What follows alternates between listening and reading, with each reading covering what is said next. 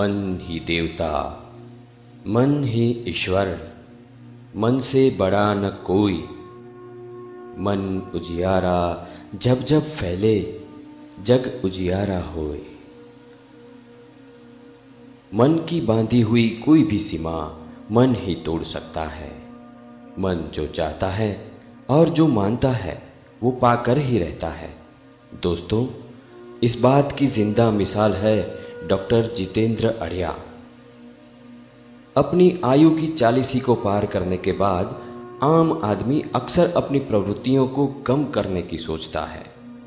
जीवन में स्थिरता चाहता है, सलामती चाहता है। मगर डॉक्टर जितेंद्र अढ़िया की सोच कुछ अलग ही थी। अपनी 40वीं सालगिरह के बाद उन्होंने अपने जीवन का कुछ अलग और बहुत ही ऊंचा लक्ष्य तय किया, और वो लक्ष्य था मेडिकल कॉलेज के एक प्रोफेसर में से अंतर्राष्ट्रीय ख्याति प्राप्त प्रेरणादायी ट्रेनर बनने का। अपने लक्ष्य निर्धार के बाद 10 साल में डॉक्टर अढ़िया ने प्रेरणा का झरना सेमिनार से इतनी शोहरत हासिल कर ली कि आज न सिर्फ भारत बल्कि विश्व के कई देशों में उनके कार्यक्रम धूम मचा रहे हैं और इतनी तादाद में हो रहे हैं कि एक दिन Guinness book of world record में भी उनका स्थान होगा। गुजरात के आम परिवार में जन्मे डॉक्टर अढ़िया ने प्रतिकूल परिस्थितियों का सामना कर एमडी की उपाधि हासिल की। एक डॉक्टर की हैसियत से अपनी 30 साल की कारकिर्दी में उन्होंने एक आश्चर्यजनक सच को खोज निकाला। उन्होंने देखा कि इंसान की सोच, शब्द और मान्यताओं का एक जबरदस्त असर उसके स्वास्थ्य पर होता है। सोच और मान्यताएं इंसान में बीमारियां पैदा भी करती है और दूर भी करती हैं। अपने पढ़ाई के शौक ने डॉक्टर अढ़िया को इस विषय में और भी जानकारी प्रदान की और वे तन और मन के परस्पर के गठबंधन के विषय में गहन अभ्यास करते रहे। इस अभ्यास के अंतर्गत डॉक्टर अढ़िया ने अलग अलग देशों के अलग अलग जन समुदाय की मानसिकता का अभ्यास किया। उन्होंने देखा कि कोई इंसान अगर सुख नहीं पा रहा है तो उसका अर्थ यही है कि जरूर उसके अंदर से कुछ उसे रोक रहा है। जैसे जैसे उनकी यह पढ़ाई, चिंतन, खोज और अनुभव बढ़ते गए, वैसे वैसे दूसरे लोगों तक इन बातों को पहुंचाने की उनकी इच्छा भी बढ़ती चली और इस तरह से जन्म हुआ डॉक्टर अढ़िया की प्रथम पुस्तक प्रेरणानुसरणों का। कुछ ही समय में प्रेरणानुसरणों पुस्तक गुजराती भाषा में नंबर 1 बेस्ट सेलर बन चुकी और विश्व भर में फैलती चली। इस सफलता के बाद उसका हिंदी, अंग्रेजी, मराठी, तेलुगु और पंजाबी में भी अनुवाद हुआ। साथ साथ मन को मुख्य विषय बनाकर डॉक्टर अढ़िया ने अर्ध जागृत मन, याद शक्ति, आंतरमानवीय रिश्ते, व्यक्तित्व विकास, दाम्पत्य जीवन और लीडरशिप के विषय में प्रवचन और सेमिनार शुरू किए। बहुत कम श्रोताओं से शुरू हुए इस सेमिनार की ख्याति के बढ़ते हुए भारत भर में उन्होंने कई सामाजिक संस्थाओं, शैक्षणिक संस्थाओं, धार्मिक एवं आध्यात्मिक संस्थाओं के अलावा अन्य व्यावसायिक संगठन, सरकारी और अर्ध सरकारी संस्थाओं तथा कई व्यापारी और औद्योगिक संस्थाओं में भी उनके सर्वांगी विकास हेतु कार्यक्रम दिए। मन के विषय में फैलती जा रही जागरूकता की बदौलत ही डॉक्टर जितेंद्र अढ़िया को हॉलीवुड के फिल्मी सितारों से लेकर सन्यासियों तक और राजनेताओं से लेकर उद्योगपतियों तक अपनी बातों को पहुंचाने का अवसर प्राप्त हुआ।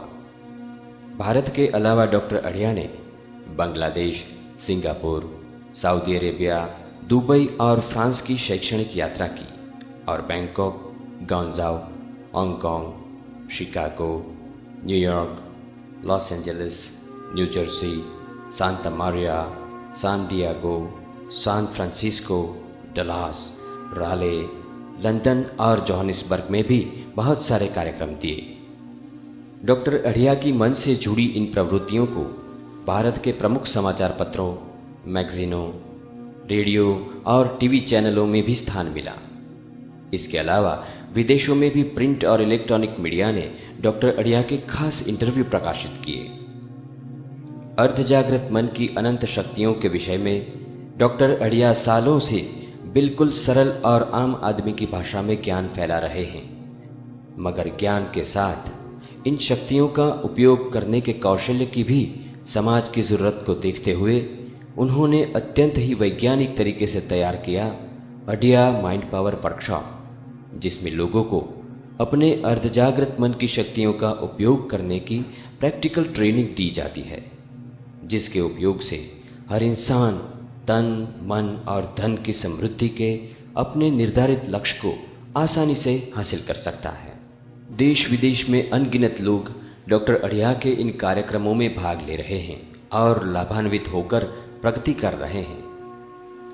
सकारात्मक साहित्य प्रसार हेतु डॉक्टर अढ़िया ने अनेक विषय पर कई समाज उपयोगी प्रकाशन भी लोगों के हाथों में रखे हैं। विश्व के ज्यादा से ज्यादा मनुष्यों तक मन के विज्ञान का यह संदेश पहुंचे और पूरे विश्व में सकारात्मकता फैले, ऐसे अपने मिशन को सफल बनाने के लिए ही डॉक्टर अढ़िया ने 1000 ह्यूमन ट्रेनर तैयार करने के भगीरथ कार्य का आरंभ कर दिया है। आने वाली पीढ़ियों के लिए प्रेरणादायी और उपयोगी विरासत छोड़ जाने का डॉक्टर जितेंद्र अढ़िया का लक्ष्य मन यूनिवर्सिटी के रूप में मूर्तिमंत हो रहा है। डॉक्टर अढ़िया द्वारा शुरू की गई सकारात्मकता की इस यात्रा में जुड़ने के लिए आपको भी हमारा निमंत्रण है। जीवन में सर्व प्रकार से श्रेष्ठता हासिल करने में मदद करने वाली कई बातों को उजागर करने के लिए ही प्रस्तुत है आज का यह कार्यक्रम। इस बेहतरीन कार्यक्रम में आपका स्वागत है। दिलों को छू जाने वाली इन बातों को आपके सामने लेकर आ रहे हैं मानव मन के अंतर्राष्ट्रीय ख्याति प्राप्त तज्ञ डॉक्टर जितेंद्र अढ़िया।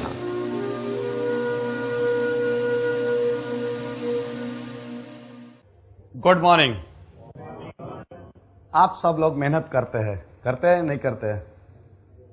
मगर कभी आपने आपको यह सवाल पूछा कि मैं ये मेहनत क्यों करता हूं? अगर नहीं पूछा है तो आज पूछ लीजिए, आप क्यों मेहनत करते हैं? कुछ बनने के लिए आप क्यों मेहनत करते हैं? सामर्थ्य, समृद्धि और शांति के लिए साहब आप क्यों मेहनत करते हैं? आनंद के लिए आप क्यों मेहनत करते हैं? अच्छी तरह जीने के लिए। Very good. आप सबके जवाब है वो सही है। एक बार मैंने खुद को यह सवाल पूछा था कि मैं क्यों मेहनत करता हूं, तब मुझे ये 3 जवाब मिले थे। पहला जवाब यह है कि मैं इसलिए मेहनत करता हूं कि मुझे कामयाब होना है।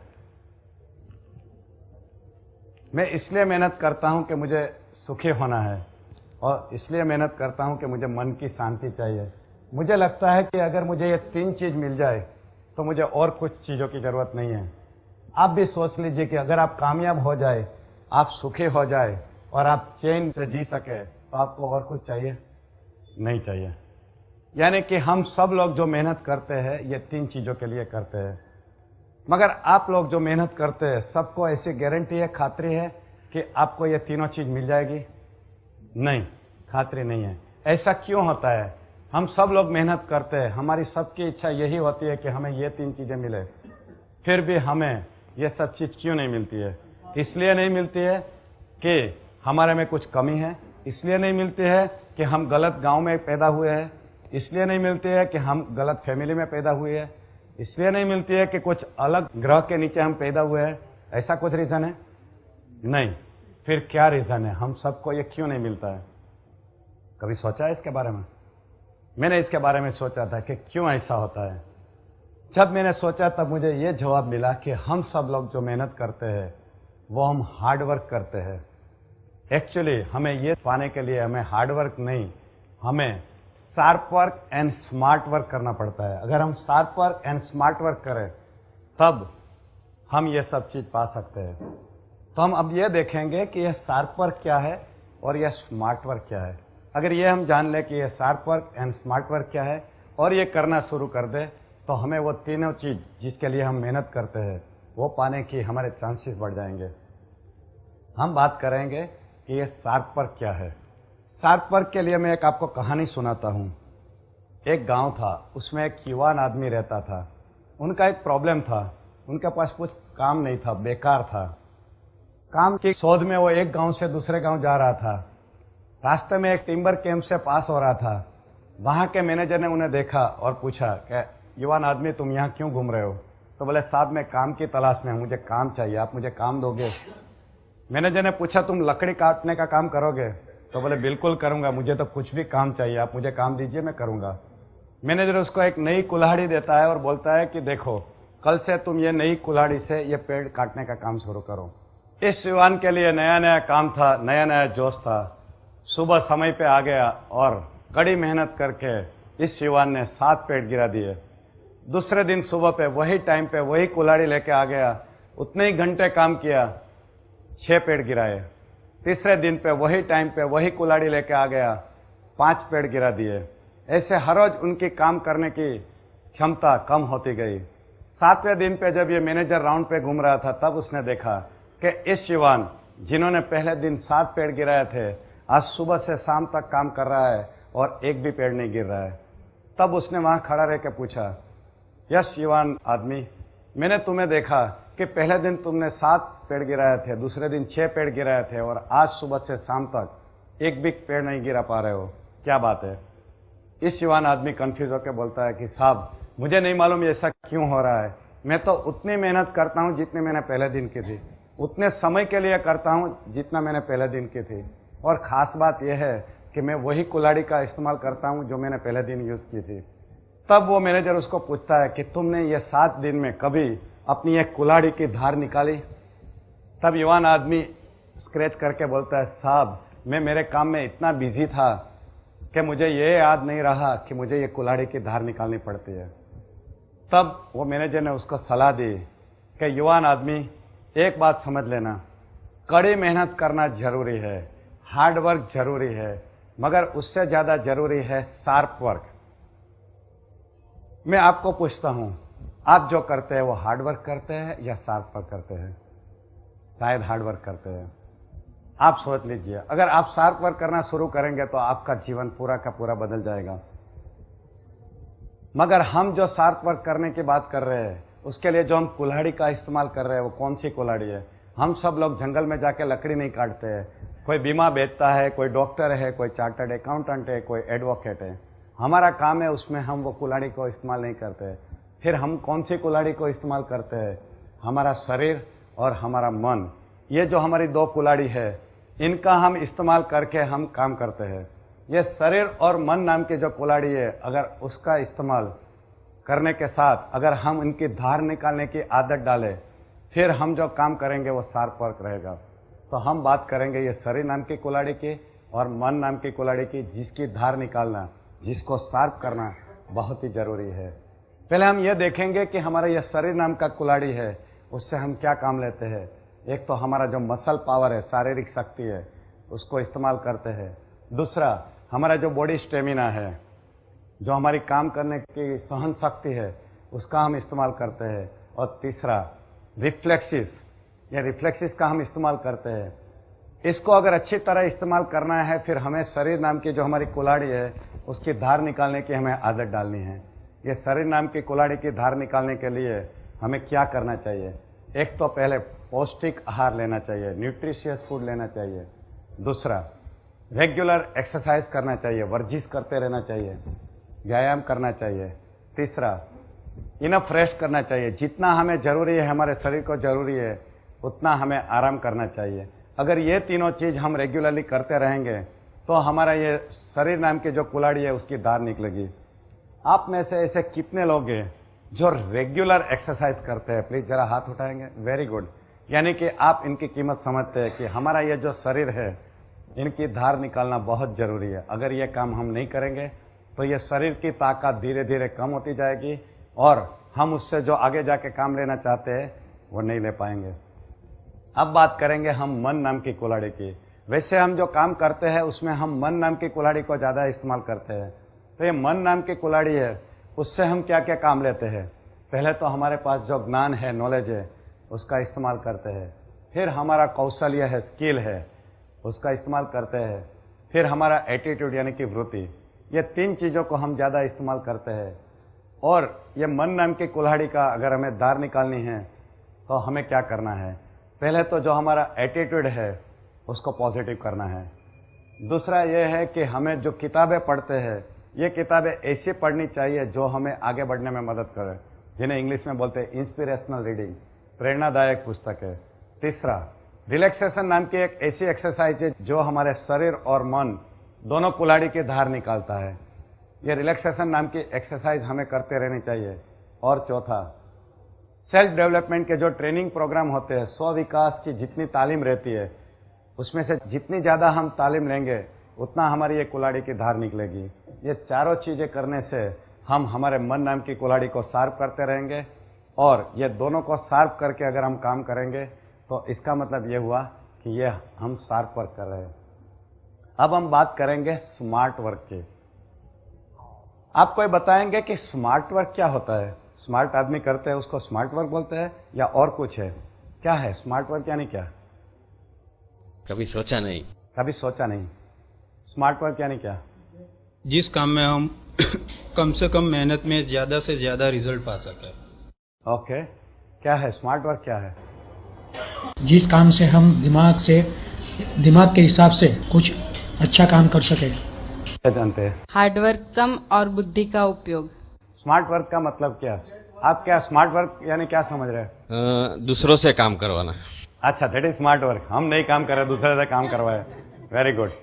क्या है स्मार्ट वर्क मेहुल भाई? मतलब अच्छी तरह से कोई भी काम करना। अच्छी तरह से काम करना, उसको स्मार्ट वर्क बोलेंगे। कम से कम इनपुट डाल के ज्यादा से ज्यादा आउटपुट निकालना, रिजल्ट मिले। ओके, मैं बताता हूं मैं स्मार्ट वर्क यानी क्या समझता हूं। स्मार्ट वर्क यानी सही दिशा की मेहनत और सही रीत की मेहनत। जो हम काम करते हैं वो काम सही दिशा में होना चाहिए, और दूसरा कि काम करने का जो तरीका है हमारा वो भी सही होना चाहिए। अगर ये दो चीज हमारे काम में आ जाए तो हमारा काम हार्ड वर्क से वो स्मार्ट वर्क बन जाएगा। तो हम ये बात करेंगे कि सही दिशा यानी कौन सी दिशा, और दूसरी बात करेंगे कि सही रीत यानी कौन सी रीत। क्या मानते हैं आप? सही दिशा यानी कौन सी दिशा? पूरब, पश्चिम, उत्तर, दक्षिण, कौन सी दिशा? मन की नहीं पता। ओके, सही दिशा यानी कौन सी दिशा? टारगेट जो तय किया। आपने जो टारगेट रखा है वही दिशा। मोहन भाई, कौन सी दिशा सही दिशा है? जो हमने तय किया है उसी में लगे रहे और कंसंट्रेट करें। Very good. यानी कि हमने जो टारगेट डिसाइड किया है, जो लक्ष्य निर्धारित किया है, अगर हम लक्ष्य को सामने रख के काम करेंगे तो यह हमारा सही दिशा की मेहनत होगी। इसका मतलब यह हुआ कि हमारे जीवन में लक्ष्य होना बहुत जरूरी है। आपके उसमें से कितने लोग ऐसे हैं जो हमेशा लक्ष्य को सामने रख के जीवन जीते हैं और काम करते हैं? जरा हाथ उठाएंगे प्लीज। वेरी गुड, काफी सारे लोग हैं। हकीकत में क्या होता है, ऐसे कुछ सर्वे हुए हैं कि कितने लोग लक्ष्य के साथ जीवन जीते हैं। यहां भी हुए हैं और विदेश में भी हुए हैं। आप क्या मानते हैं कि ये सर्वे का रिजल्ट क्या होगा? हमारे समाज में कितने प्रतिशत लोग गोल के साथ जीवन जीते होंगे? क्या लगता है आपको? 2 to 5%। 2 to 5%। Very good. कितना परसेंट? 10%। 10%। Very good. कितना परसेंट? 15%। 15%। अमेरिका का सर्वे यह बोलता है कि सिर्फ 3%, और हिंदुस्तान का सर्वे बोलता है लेस देन 1%। देखिए, यानी कि लेस देन 1% लोग यहाँ पे स्मार्ट वर्क करते हैं, क्योंकि अगर कोई लक्ष्य नहीं रहा तो फिर स्मार्ट वर्क होता ही नहीं है, सही दिशा ही नहीं रही। तो ये हमारे देश की कमनसीबी है। हमारे यहाँ इतने हार्ड वर्किंग लोग हैं, इतने इंटेलिजेंट लोग हैं, फिर भी हमारा देश की जो प्रगति होनी चाहिए वो क्यों नहीं हुई? इसका रीजन मुझे लगता है कि यही है कि हमारे जो लोग हैं वो बिना गोल के काम करते हैं। हमारे विद्यार्थी को हम 50 साल में ये नहीं समझा सके कि जीवन में लक्ष्य होना चाहिए। और एक्चुअली बात यह है कि लक्ष्य क्या है वो भी कितने लोगों को मालूम नहीं है। बस लोगों को लगता है कि बिजनेस का जो गोल है, टारगेट है, वही लक्ष्य है। विद्यार्थी को लगता है कि कोई पर्टिकुलर ब्रांच में एडमिशन लेना और कोई डिग्री लेना वही लक्ष्य है। वो तो सिर्फ बहुत ही छोटा सा उसका डेफिनेशन हुआ। लक्ष्य बहुत बड़ी चीज है। लक्ष्य यानी सिर्फ टारगेट, मनी एंड डिग्री नहीं, उससे कहीं ज्यादा है। तो फिर ये लक्ष्य क्या है? एक बच्चा एक गेम खेल रहा था, एक ब्लैंक दीवार में तीर मारता था और जहां पे तीर लगता था वहीं पे वो राउंड बनाता था और तालियां बजाता था खुश होकर कि मैं ये टारगेट पा लिया और मैं ये गेम जीत गया। ये गेम ऐसे खेलते हैं? यस और नो? ये सही तरीका है? फिर कैसे खेलते हैं? नो, पहले गोल। पहले ये राउंड बनाएंगे, दीवार में राउंड बनाएंगे, वहां गोल लगाएंगे और फिर वो गोल को सामने रख के अगर उसमें तीर मारेंगे और वो तीर सेंटर में लग गया तो फिर तालियां बजाना है। ठीक है, इनकी बात सही है? सही है।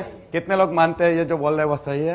वेरी गुड, आप सब लोग मानते हैं। इसका मतलब ये हुआ कि ये जो बच्चा खेल रहा था वो गलत तरीका था, नादान था, बच्चे को मालूम नहीं था कि ये गेम कैसे खेली जाती है, बहुत बड़ी गलती कर रहा था। मगर ये बच्चा जो गलती यहां पे कर रहा था वही गलती हम हमारे जीवन में करते हैं।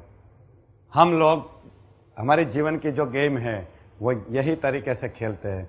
जीवन में हमारा कोई लक्ष्य नहीं रहता है, कोई भी दिशा में हम काम कर लेते हैं और जहां पे भी तीर लग गया, यानी कि जो भी हमने जीवन में पा लिया उससे हम खुश होकर तालियां बजाते हैं, हमने जीवन में बहुत कुछ कर लिया, बहुत कुछ पा लिया। हम वो बच्चे के ऊपर हंसते हैं मगर हमारे ऊपर कभी नहीं हंसते हैं। मेहरबानी करके ये गलती हमारे जीवन में नहीं करनी है। Because game of life is to be played once. ये जीवन का जो खेल है वो एक ही बार हम खेलने का चांस मिलता है, हमें दूसरी बार नहीं मिलता है। इसलिए हमें ये गलती हमारे जीवन में नहीं करनी है। हमें पहले हमारा गोल डिसाइड करना है और फिर वो लक्ष्य को सामने रख के हमें मेहनत करनी है, तभी हमारा स्मार्ट वर्क की शुरुआत होती है। एक बहुत अच्छी कहावत है, जिस मनुष्य को अपना कोई ध्येय नहीं है वह जीवन पर्यंत दूसरों के ध्येय की पूर्ति के लिए काम करता रहता है। अगर हमारे जीवन में कोई ध्येय नहीं है तो समझ लेना कि हम जो भी काम करते हैं उसका फल दूसरे के ध्येय के लिए जाता है। हमें ऐसा बुद्धू बनने की जरूरत नहीं है। अगर आपके जीवन में ध्येय नहीं है तो आज डिसाइड कर लीजिए, आज तय कर लीजिए कि हमें आज से लक्ष्य के साथ जीवन जीना शुरू करना है, क्योंकि ये गलती बहुत महंगी पड़ती है।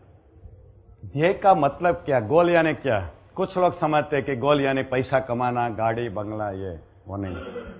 ऊपर वाले ने हमें इस दुनिया में कुछ पर्पस के साथ भेजा है, कुछ मतलब के साथ भेजा है, और उनका हमें यहां भेजने का मतलब क्या था, पर्पस क्या था, वो ढूंढ निकालने का काम हमारा है, वो जिम्मेदारी हमारी है। और अगर वो ढूंढ निकालोगे तो हमारा जीवन का वो लक्ष्य होता है। देखिए, हम सब में कुछ ना कुछ खास बातें ऊपर वाले ने रखी है। किसी का फेस अच्छा है, किसी का बोलने का तरीका अच्छा है, किसका कन्विंसिंग पावर अच्छा है, किसका शारीरिक शक्ति अच्छा है, किसका हैंडराइटिंग अच्छा है। सभी को कुछ ना कुछ स्पेशल क्वालिटी दी है, सबको सर की क्वालिटी नहीं है। ऐसा क्यों? क्योंकि ऊपर वाले ने सबको एक स्पेसिफिक रोल के लिए भेजा है, कुछ खास काम के लिए भेजा है। इसीलिए हम में सब में अलग अलग क्वालिटीज दी है, और अगर हम ये ढूंढ निकाले तब हमारा गोल तय करना बहुत ही इजी हो जाएगा। अगर आपको जानना है कि हमारा लक्ष्य क्या होना चाहिए तो आप अपने आप को ये 4 सवाल पूछ लीजिए और उनका जो जवाब आएगा वो जवाब आप लिख दीजिए, आपको आपका लक्ष्य मिल जाएगा। ये 4 सवाल कौन से हैं? पहला सवाल यह है कि मुझे जीवन में क्या चाहिए। दूसरा सवाल यह है कि इस जीवन में मैं क्या करना चाहता हूं। तीसरा सवाल यह है मैं जीवन में क्या बनना चाहता हूं। और चौथा सवाल यह है कि मैं किस तरह से जीना चाहता हूं। अगर ये 4 सवाल आप अपने आप को पूछ लेंगे और उसके जवाब अगर आपको मिल गए तो समझ लेना कि आपको आपका गोल मिल जाएगा। कुछ लोगों को यही नहीं मालूम कि गोल कैसे डिसाइड किया जाता है। उनके लिए बहुत सरल तरीका है कि यह हिसाब से हम अपना गोल डिसाइड कर ले। एक बार गोल डिसाइड हो गया, तय हो गया, फिर क्या करना है? हमें उसको पेपर पे लिख देना है, यानी कि गोल चार्ट बनाना है। क्यों पेपर पे लिखना है? क्योंकि हमारी याददाश्त बहुत कमजोर रहती है, हम जो तय करते हैं बहुत जल्दी भूल जाते हैं।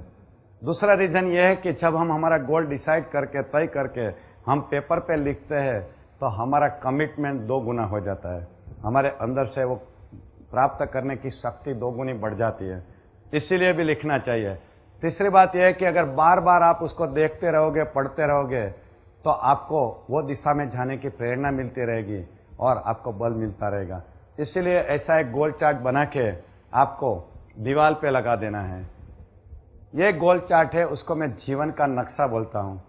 हमें मान लो अपना घर बनाना है तो हम क्या करते हैं? पहले एक जमीन खरीदते हैं, फिर आर्किटेक्ट के पास जाके उसका प्लान बनाते हैं और उसके बाद कॉन्ट्रैक्टर को बोलते हैं ऐसा घर बना के दो। ठीक है, ऐसा ही करते हैं ना। कभी आप ऐसा सोचोगे कि चलो इतना टाइम नहीं है तो जमीन खरीद लो और सीधा कॉन्ट्रैक्टर को बोलो कि मुझे 10 कमरे का घर बना दो? कभी ऐसा आप करोगे? नहीं करोगे। क्यों? क्योंकि आपको मालूम है कि अगर हमने अच्छी तरह से प्लान नहीं किया तो हमारी इच्छा के मुताबिक ये घर नहीं बनेगा और ऐसा घर बन जाएगा जिसमें रहने की हमें मजा नहीं आएगी। यानी कि कोई भी चीज बनाने के लिए, कोई भी चीज के घड़तर करने के लिए, क्रिएशन करने के लिए, सर्जन करने के लिए पहले उसका प्लानिंग करना जरूरी है, उसका एक मैप बनाना, नक्शा बनाना, ब्लूप्रिंट बनाना जरूरी है, और वो ब्लूप्रिंट बनने के बाद ही हमें सर्जन की शुरुआत करनी है। ठीक है, आप सब लोग मानते हैं कि यही सही तरीका है। मगर ये घर बहुत छोटी बात है कंपेयर टू हमारी जो जीवन है। वो हमारा जीवन का जो हम सर्जन करते हैं, घड़तर करते हैं, उसमें हम यही बात भूल जाते हैं। हम हमारे जीवन की कोई ब्लूप्रिंट नहीं बनाते हैं, बिना ब्लूप्रिंट का पूरा जीवन जी लेते हैं, और फिर जीवन में जब निराशा आती है तब हम सोचते हैं ठीक है हमारे नसीब में होगा इसलिए हमने कर लिया, शायद हमारे पिछले जन्म के पाप होंगे इसलिए भगवान ने हमें ये मौका नहीं दिया, ऐसा सोच के बैठते हैं। हम कभी सोचते ही नहीं कि हमने क्या गलती की। ज्यादातर लोगों की गलती ये रहती है कि उन्होंने अपने जीवन में कोई प्लानिंग ही नहीं किया है। इंग्लिश में एक बहुत अच्छी कहावत है, if you fail to plan you plan to fail. अगर आपने अपने जीवन के लिए कोई प्लानिंग नहीं किया है तो समझ लीजिए कि आपने निष्फल होने के लिए प्लानिंग किया है। इसीलिए जरूरी है कि हम हमारे जीवन की एक ब्लूप्रिंट बनाए, एक नक्शा बनाए। ये जो नक्शा मैप रहता है वो हमें क्या काम आता है? ये नक्शा हमें सही जगह पे सही टाइम पे पहुंचाने में मदद करता है। मैं आपको एक एग्जांपल देता हूं। मान लीजिए कि आप अहमदाबाद शहर में नए हैं और आपको ये कनक होटल पे पहुंचना है, गुजरात कॉलेज पहुंचना है। आप नक्शा लेके निकल चुके हैं गुजरात कॉलेज ढूंढने के लिए, मगर इस नक्शे में एक गलती है। ये नक्शा एक्चुअली बड़ौदा का है, मगर प्रिंटर ने उसके ऊपर गलती से अहमदाबाद लिखा है। देखिए, ये नक्शा एक्चुअली बड़ौदा का है, मगर उसमें गलती से अहमदाबाद लिख दिया है।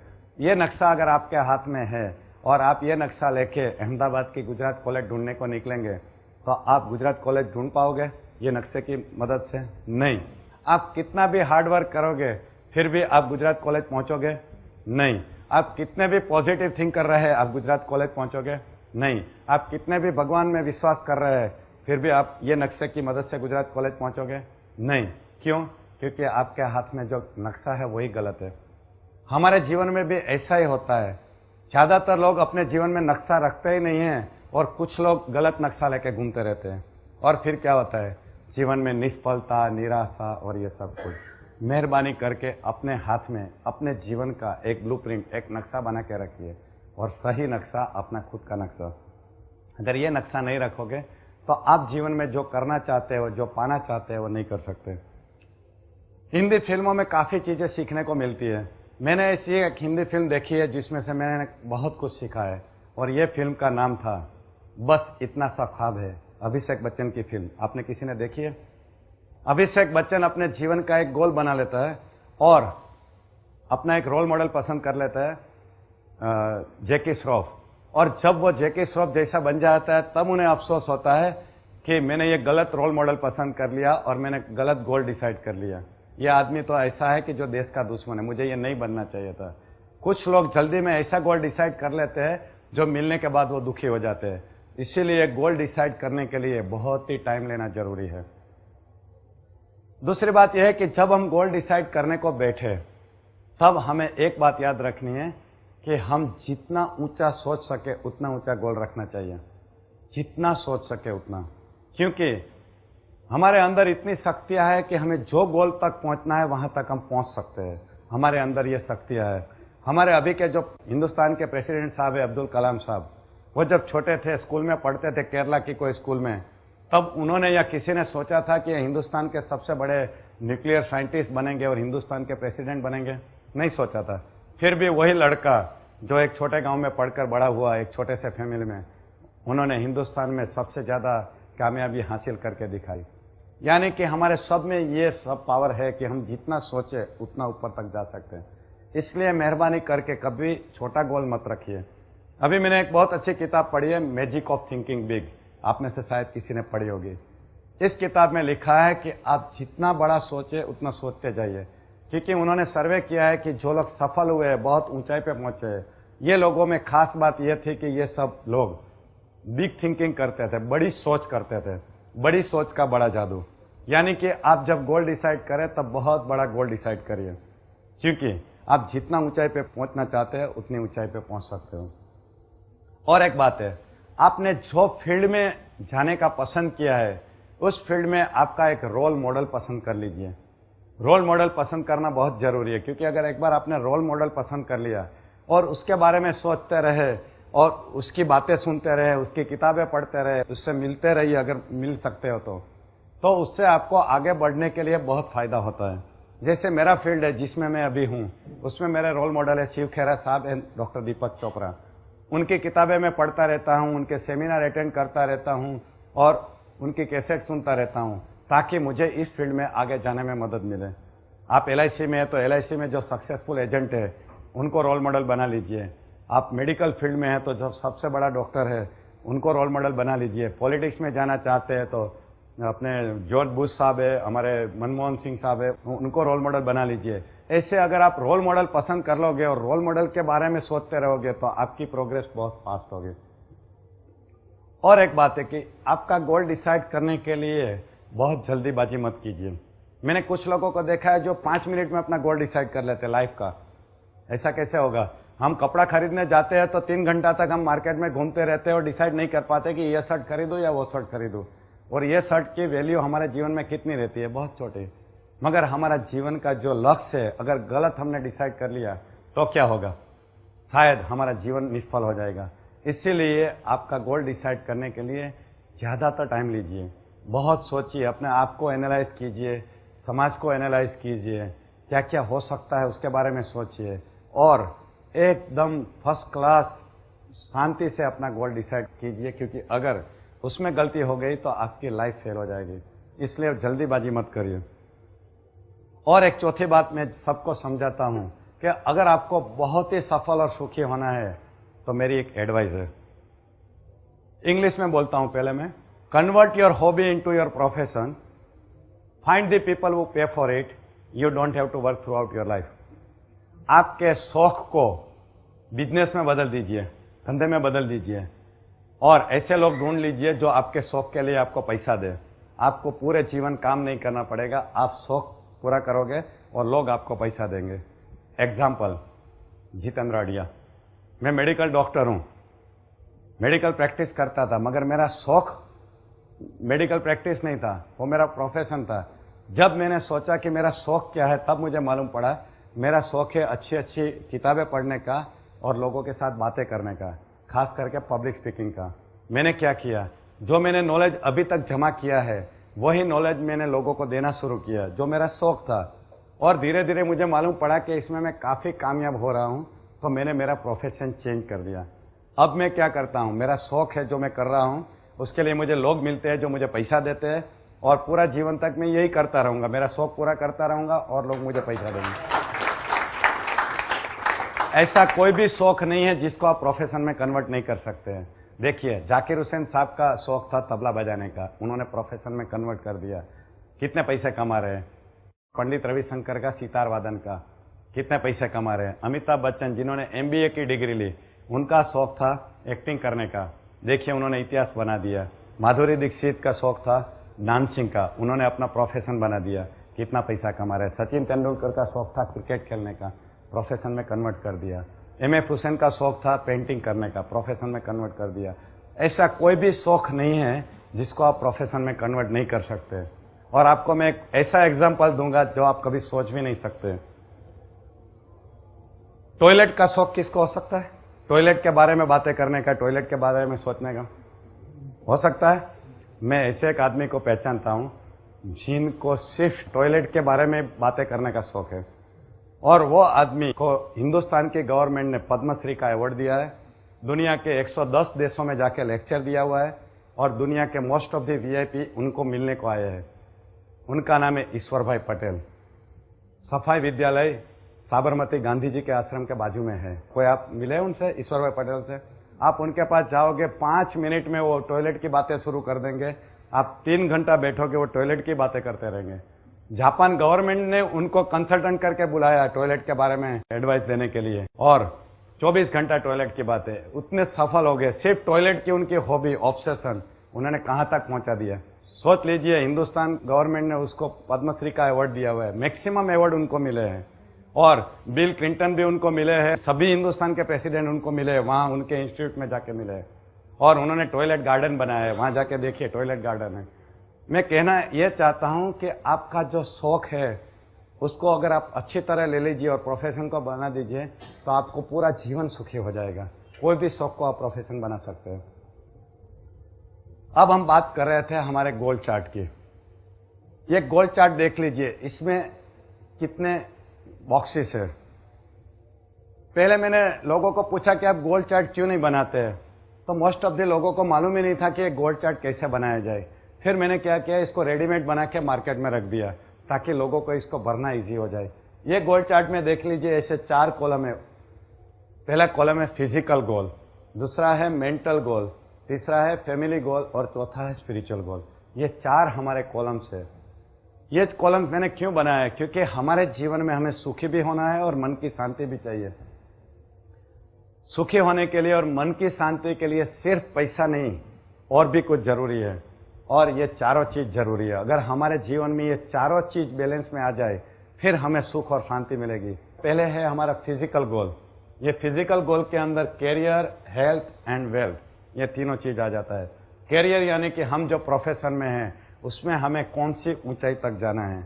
जैसे मैं मेडिकल कॉलेज में था टीचर करके, तो वहां मैं पहले लेक्चरर था, फिर असिस्टेंट प्रोफेसर बना, फिर एसोसिएट प्रोफेसर बना, फिर प्रोफेसर बन सकते हैं, फिर dean of the medical college बन सकते हैं, मेडिकल डायरेक्टर बन सकते हैं। ऐसे उसकी पोजीशन रहती है। वैसे सभी प्रोफेशन में एक कैरियर की पोजीशन रहती है। तो आपको यह डिसाइड करना है कि आपको कैरियर में कौन सी पोजीशन पे आखिर में पहुंचना है। हेल्थ, आपको कितने साल जीना है और कैसा जीना है वो भी आपको लिखना है। वेल्थ, आपको मंथली इनकम कितनी चाहिए, बैंक बैलेंस कितना चाहिए, आपको गाड़ी कौन सी चाहिए, बंगला कौन सा चाहिए, ये सब आपको डिसाइड करके वहां लिखना है। और ये सब at the height of your life, यानी 50 प्लस में रहे तब। पहले हमें लाइफ टाइम गोल लिखना है और उसके बाद नीचे के स्टेप लिखने हैं।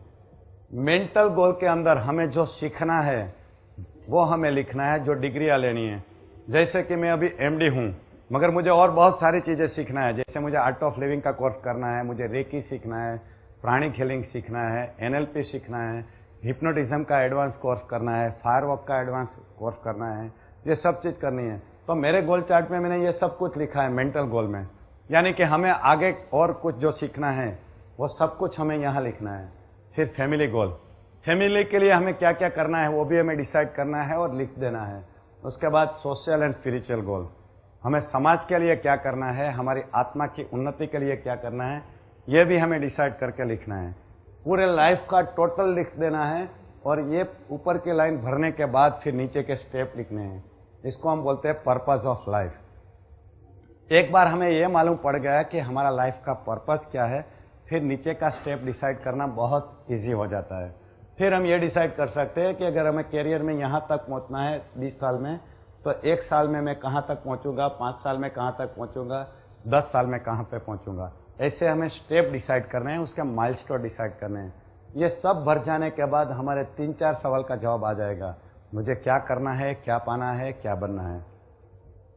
ये जो गोल चार्ट है उसमें 2 पार्ट है। एक जो पार्ट आप देख रहे हैं और दूसरा पार्ट यहाँ पे नीचे है। ये भी बहुत जरूरी पार्ट है और ये है कि हमारा वर्तन कैसा होना चाहिए, लोगों के साथ हमें कैसा बिहेवियर करना चाहिए।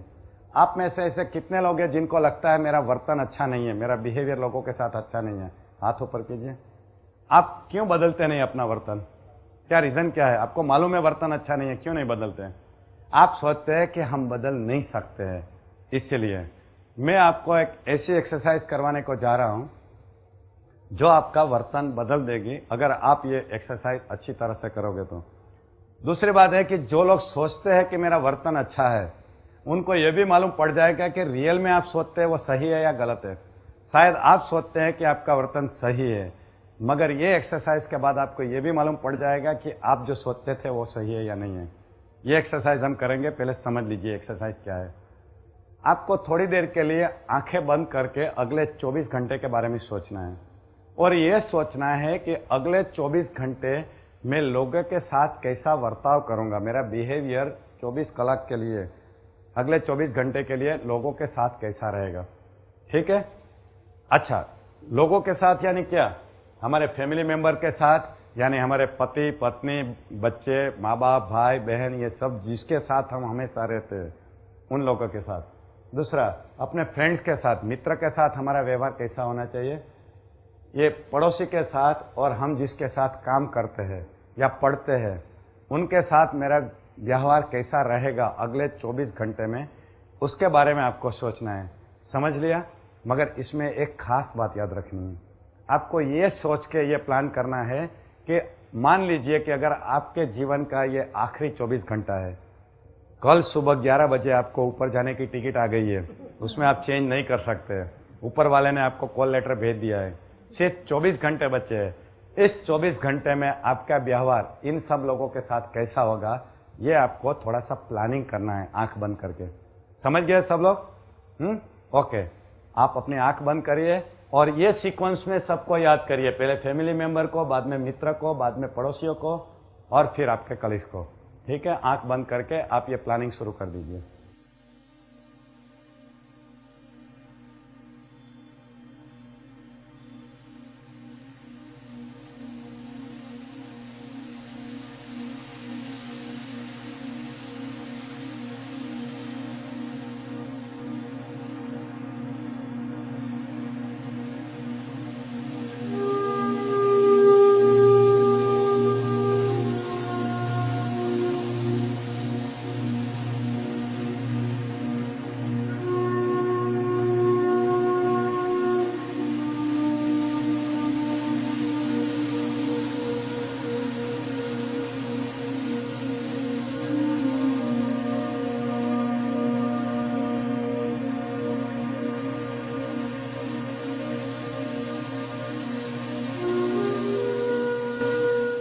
आपके फैमिली मेंबर का पूरा हो जाए, फिर अपने मित्र को याद करिए।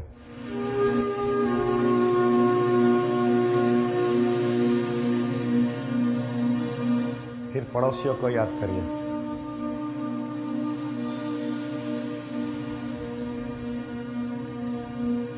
फिर आप जिसके साथ काम करते हैं उनको याद करिए।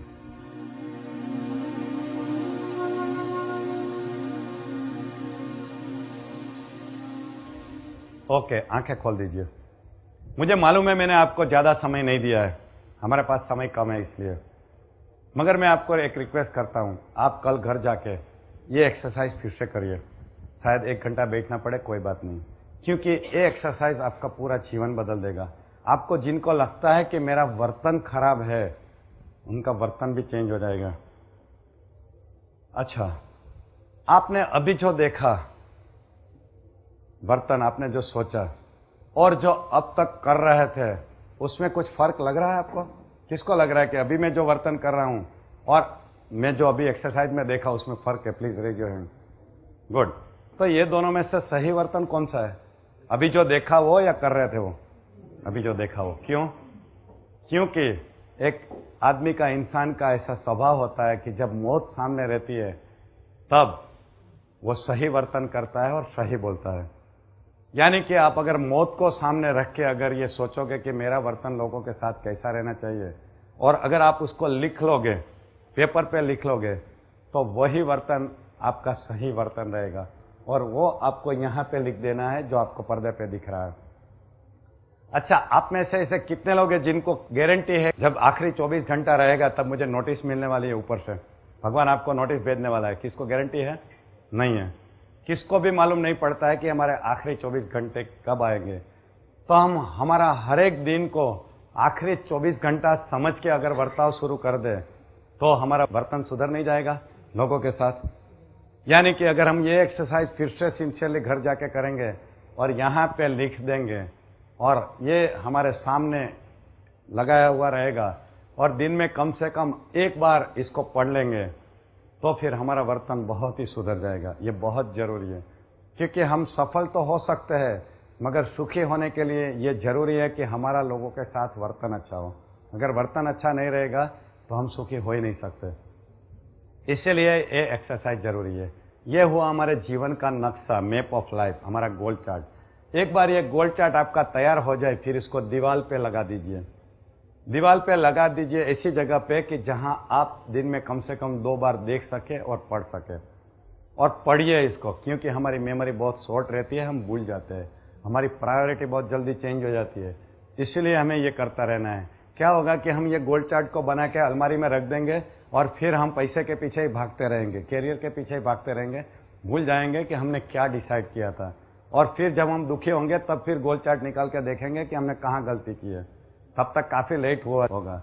इसीलिए जरूरी है कि आप ऐसी जगह पे लगा दीजिए जहां आप हमेशा देख सके और अपने आप को रिमाइंडर दे सके, तभी आपकी लाइफ बैलेंस में शुरू हो जाएगी। और जब बैलेंस में शुरू हो जाएगी तब आपको सुख और चैन मिलेगा। देखिए, गोल्ड चार्ट में मैंने 4 ऐसे कॉलम्स क्यों बनाए हुए हैं, क्योंकि आप जो अभी पर्दे पे देख रहे हैं ये हमारे जीवन का बिल्डिंग है, उसके 4 पिलर्स है। ये चारों पिलर जब तक स्ट्रांग नहीं रहेंगे, मजबूत नहीं रहेंगे, तब तक हमें जीवन में खुशी नहीं मिलेगी और शांति नहीं मिलेगी, सुख नहीं मिलेगा। इसीलिए ये चारों पिलर को स्ट्रांग रखने के लिए, मजबूत रखने के लिए हमें गोल्ड चार्ट में 4 कॉलम बनाए हुए हैं। इसमें पहला पिलर है भौतिक, जिसमें खास करके तंदुरुस्ती और संपत्ति मैंने लिखा है। दूसरा है मानसिक, मानसिक के अंदर हमारा जो ज्ञान हमें लेना है उसके बारे में लिखा है। और ये ज्ञान कौन सा है, कैसे अच्छी तरह जीने का वो ज्ञान, और अपने जो बिजनेस कर रहे हैं वो बिजनेस के बारे में, ज्यादा काम के बारे में सीखते रहना वो ज्ञान। जैसे हम LIC के एजेंट है तो LIC के बारे में ज्यादा ज्ञान जमा करने का, मेडिकल डॉक्टर है तो मेडिकल फील्ड में जो एडवांसेस हो रहे हैं, जो रिसर्च हो रही है उसके बारे में सीखते रहने का। फिर सामाजिक में हमारा ये भी जरूरत है कि लोग हमें चाहे और हम लोगों को चाहे। सोच लीजिए आपके पास बहुत पैसा है, बहुत बड़ा नाम है, मगर आपको कोई चाहने वाला नहीं है या आप किसको चाह नहीं सकते, तो क्या आप सुख पाओगे? नहीं। ये भी जरूरी है हमारे लिए।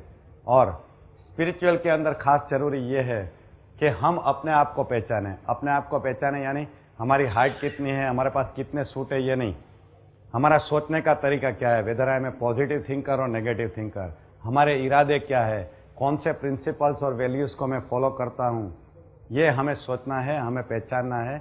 हमारा मिशन क्या है लाइफ में, ये सब चीजें। और दूसरी कि समाज के लिए कुछ करते जाइए।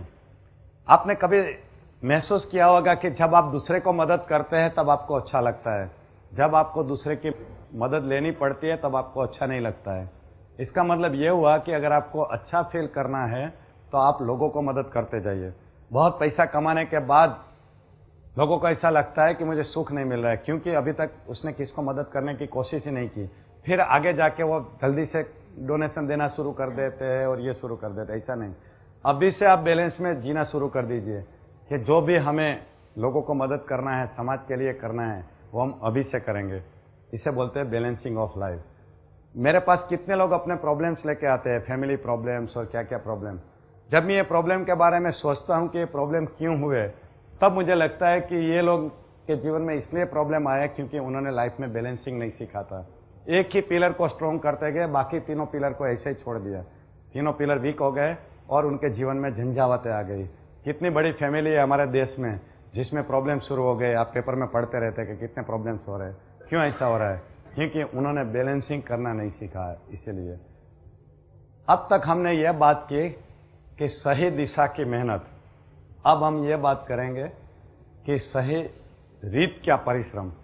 हमें वर्किंग इन राइट डायरेक्शन, हमें जो काम करना है उसमें रीत भी सही होनी चाहिए। सही रीत का परिश्रम यानी क्या? ऊपर वाले ने हमें जो 2 शक्तियां दी है, ये दोनों शक्तियों को हम पहचाने और वो शक्तियों को अच्छी तरह से हम इस्तेमाल करने का तरीका सीख ले, वो है हमारा सही तरीके का परिश्रम। ऊपर वाले ने हमें कौन सी 2 शक्ति दी है? शारीरिक शक्ति एंड मानसिक शक्ति, यानी कि muscle power and mind power. हम लोग जो काम करते हैं उसमें कौन सी शक्ति ज्यादा इंपॉर्टेंट है, शारीरिक या मानसिक? Mind power. माइंड पावर ज्यादा इंपॉर्टेंट है, इसलिए हम आज बात करेंगे ये माइंड पावर के बारे में। अच्छा, आप में से ऐसे कितने लोग हैं जिनको लगता है कि ऊपर वाले ने आपको माइंड पावर कम दिया है? कोई है ऐसे? आपको ऐसा लगता है माइंड पावर कम दिया? ऐसा क्यों लगता है? मेमोरी बहुत वीक है। अच्छा, वीक है तो ऊपर वाले ने कम नहीं दिया है, जो दिया था उसको हमने बिगाड़ दिया है, इसलिए। और दूसरी बात यह है कि मेमोरी कभी स्ट्रॉन्ग एंड वीक हो ही नहीं सकती। मेमोरी सिर्फ 2 टाइप की रहती है, trend memory and untrained memory. वो आपका सिर्फ एक सोचने का तरीका है। एक्चुअली वीक या स्ट्रॉन्ग मेमोरी होती नहीं है, सिर्फ आप कुछ चीजें भूल जाते हैं। वैसे माइंड पावर ऊपर वाले ने सबको एक सरीखा दिया है। फर्क होता है सिर्फ उसको इस्तेमाल करने का। कुछ लोग ज्यादा इस्तेमाल करते हैं और कुछ लोग कम इस्तेमाल करते हैं। हम अभी यहीं देख लेते हैं, आप में से ऐसे कितने लोग हैं जिन्होंने 100% माइंड पावर यूज किया है? कोई नहीं है? 50% वाले नहीं, 25% वाले नहीं, 10% वाले है, 10% वाले गुड, 5% वाले सीधा हाफ करते जा रहा हूं, 5% वाले नहीं, 2.5 वाले, 1.25 वाले, 1-2 है गुड, फिर 0.00 समथिंग वाले, और जिन्होंने हाथ ऊपर नहीं किया, मैं मान लेता हूं कि आपने कभी माइंड पावर का इस्तेमाल ही नहीं किया, शायद आपको मालूम ही नहीं कि आपके पास माइंड पावर है, इसीलिए लोग आपको नहीं, ये तो मालूम है माइंड पावर है, मगर कितना है ये नहीं मालूम। अच्छा ओके, मगर जिन्होंने इस्तेमाल नहीं किया ऐसे भी लोग होंगे शायद, इसीलिए लोग आपको बोलते हैं नेवर माइंड करते हैं। वैसे इनका बात सही है, हमें यही नहीं मालूम कि हमारे पास कितना माइंड पावर है, और इसीलिए उसको कैलकुलेट करना मुश्किल है। पहले हमें यह मालूम होना चाहिए कि हमारे पास माइंड पावर कितना है, तभी हम सही तरीके से बता सकते हैं कि हम कितना इस्तेमाल कर रहे हैं। सही बात है। आज मैं ये बताऊंगा कि अपने पास कितना माइंड पावर है। Professor William James, Harvard university के साइकोलॉजी के प्रोफेसर ने एक बार कहा था कि संसार में बहुत लोग ऐसे हैं जिन्होंने 10% से ज्यादा माइंड पावर का इस्तेमाल कभी नहीं किया। ऐसा क्यों होता है? ऐसा इसलिए होता है कि हमें माइंड पावर के बारे में, मन की शक्ति के बारे में बहुत सारी अज्ञानता है। हमें यही नहीं मालूम कि हमारे पास माइंड है या नहीं है, और है तो कहां पे है, माइंड क्या है, कितने माइंड है, ये माइंड की कितनी शक्तियां है, ये सब चीजें हमें नहीं मालूम है, और उसको खास करके कैसे इस्तेमाल करते हैं, ये सब चीजें नहीं मालूम होने की वजह से हम माइंड पावर का बहुत ही कम इस्तेमाल करते हैं। सिर्फ यही अज्ञानता है।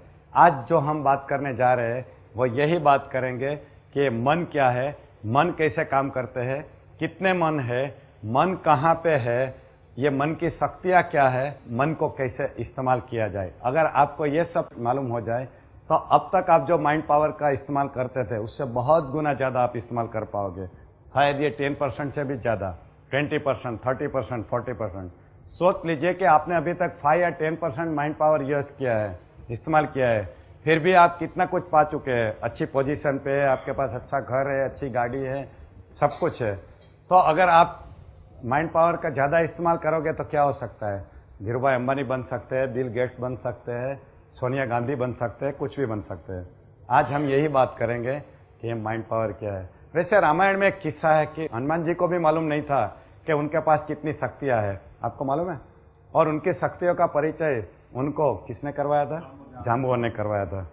आजकल मैंने भी जाम्बुवन का काम शुरू कर दिया है। लोगों को मैं ये बताता हूं कि आपके पास कितनी शक्तियां है, खास करके मन की शक्तियां, जिसका इस्तेमाल करके आप जीवन में कितना सफल और सुखी हो सकते हैं।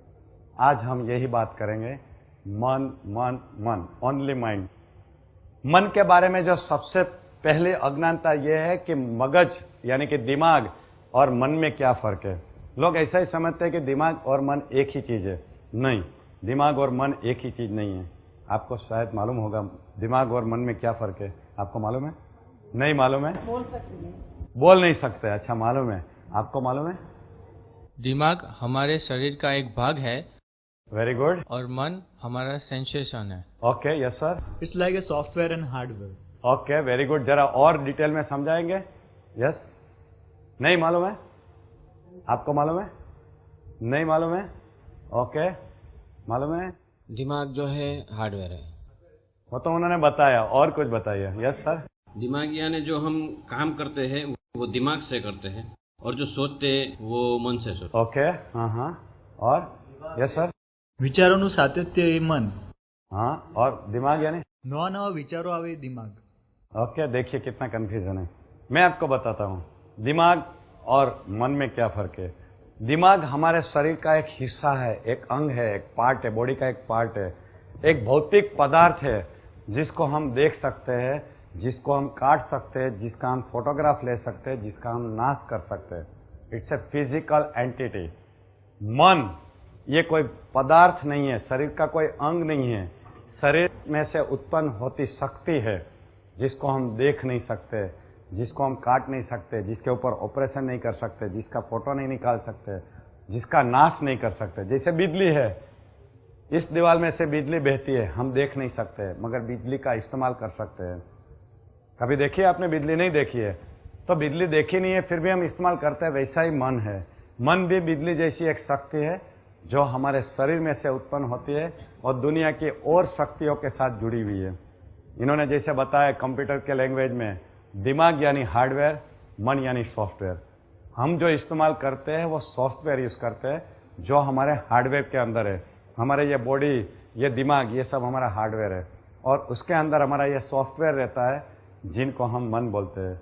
तो आज हम बात करेंगे वो सॉफ्टवेयर की जिसका हम प्रतिदिन यूज करते हैं, इस्तेमाल करते हैं। अब हम बात करेंगे मन की। हमारे पास ऐसे दो मन है, जागृत मन और अर्ध जागृत मन। इनका जैसे नाम है वैसा ही इनके काम है।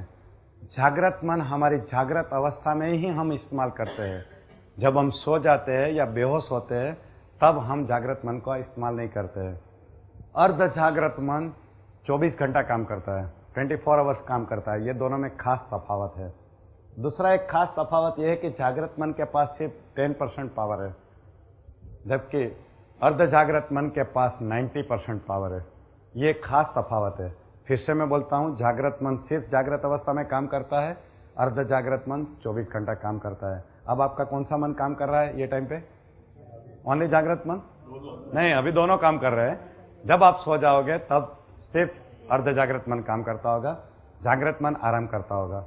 अब हम एक के बाद एक मन के बारे में बात करेंगे कि जागृत मन के पास कौन सी शक्तियां है और अर्ध जागृत मन के पास कौन सी शक्तियां है, और उसके बाद मैं ये बताऊंगा कि ये दोनों को कैसे अच्छी तरह इस्तेमाल किया जाए। तो पहले हम बात करेंगे जागृत मन की शक्ति है। हमारी जो ये 5 इंद्रियां है, ये इनके ऊपर कंट्रोल हमारा जागृत मन का है। आंख, कान, नाक, जीभ और हमारी चमड़ी, स्पर्श, ये 5 इंद्रियों के ऊपर हमारा कंट्रोल जागृत मन से होता है। हम जो हलन चलन करते हैं, जो मूवमेंट्स करते हैं, ये मूवमेंट्स हम जागृत मन से करते हैं।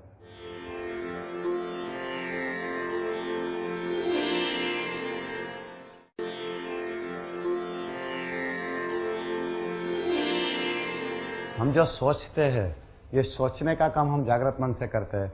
आपको अनुभव है कि जब आप सुबह उठते हैं तब सोचना शुरू हो जाता है, रात को सो जाते हैं तो सोचने का बंद हो जाता है। इसका मतलब ही ये हुआ कि जागृत मन से होते हैं। अगर अर्ध जागृत मन से हम सोचते थे तो रात भर भी सोचते रहते थे, ऐसा नहीं होता है। यानी कि सोचने का काम हम जागृत मन से करते हैं। वैसे सोच 2 टाइप की रहती है। कौन सी 2 टाइप है? Positive and negative. सकारात्मक सोच, नकारात्मक सोच, अच्छी सोच, बुरी सोच। कौन सी सोच अच्छी है? पॉजिटिव, यानी कि सकारात्मक सोच। सकारात्मक विचार कौन से रहते हैं जरा हम देख लेंगे। मेरा भाग्य उज्जवल है, सभी लोग अच्छे हैं, मेरे जीवन में कोई समस्या नहीं है, लोग मुझे खूब चाहते हैं, मैं बहुत कुछ जानकारी रखता हूं और सतयुग आ रहा है। ये सब हमारी सकारात्मक सोच है। नकारात्मक सोच हम देखें, मेरा भाग्य में अंधेरा ही अंधेरा है, किसी का भी विश्वास नहीं करना चाहिए, मेरा सारा जीवन ही समस्या से भरा पड़ा है, लोगों को मेरी कोई कदर ही नहीं है, मुझे कुछ भी नहीं आता है, विशल काली काल है, यानी कि कलयुग चल रहा है। ये सब बातें हैं। ये जो विचार है वो नेगेटिव थिंकिंग है, नकारात्मक सोच है। कौन सी सोच करनी अच्छी है? सकारात्मक या नकारात्मक? पॉजिटिव। कितने लोग मानते हैं कि पॉजिटिव थिंकिंग अच्छा है? सब लोग, वेरी गुड। अच्छा, अब दूसरा सवाल मेरा ये है कि आप में से ऐसे कितने लोग हैं जो हमेशा ऑलवेज पॉजिटिव थिंकिंग करते हैं? Always, very good. 50% लोग ऐसे हैं। ओके, देखिए, जो लोगों ने हाथ ऊपर नहीं किया वो क्यों हमेशा पॉजिटिव थिंकिंग नहीं करते हैं? आपको मालूम सबको है कि पॉजिटिव थिंकिंग अच्छा है, फिर भी ऐसा क्यों होता है कि आप नहीं करते हैं? क्योंकि करना अलग बात है, जानना अलग बात है। हम सबको मालूम है सिगरेट पीना हानिकारक है, 50% लोग पीते हैं।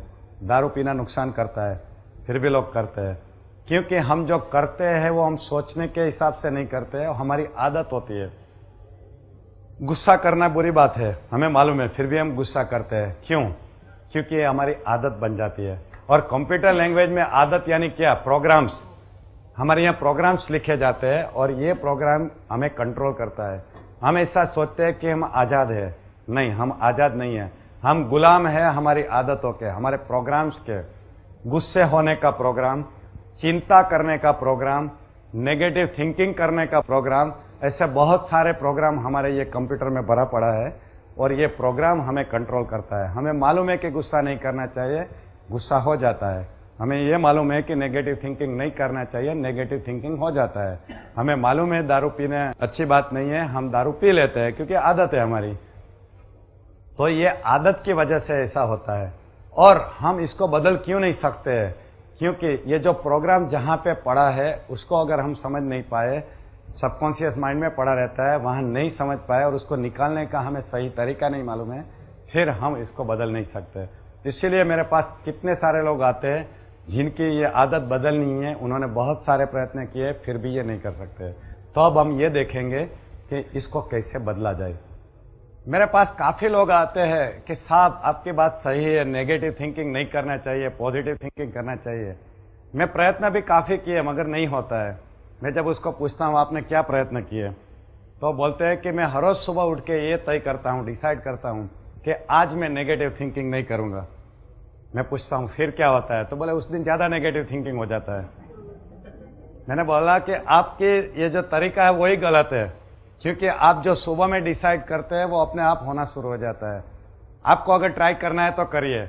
आप एक दिन सुबह उठ के डिसाइड कर लीजिए, तय कर लीजिए कि आज मैं बंदर के बारे में नहीं सोचूंगा। देखिए पूरा दिन आपको बंदर की बातें याद आएगी, बंदर ही दिखेगा।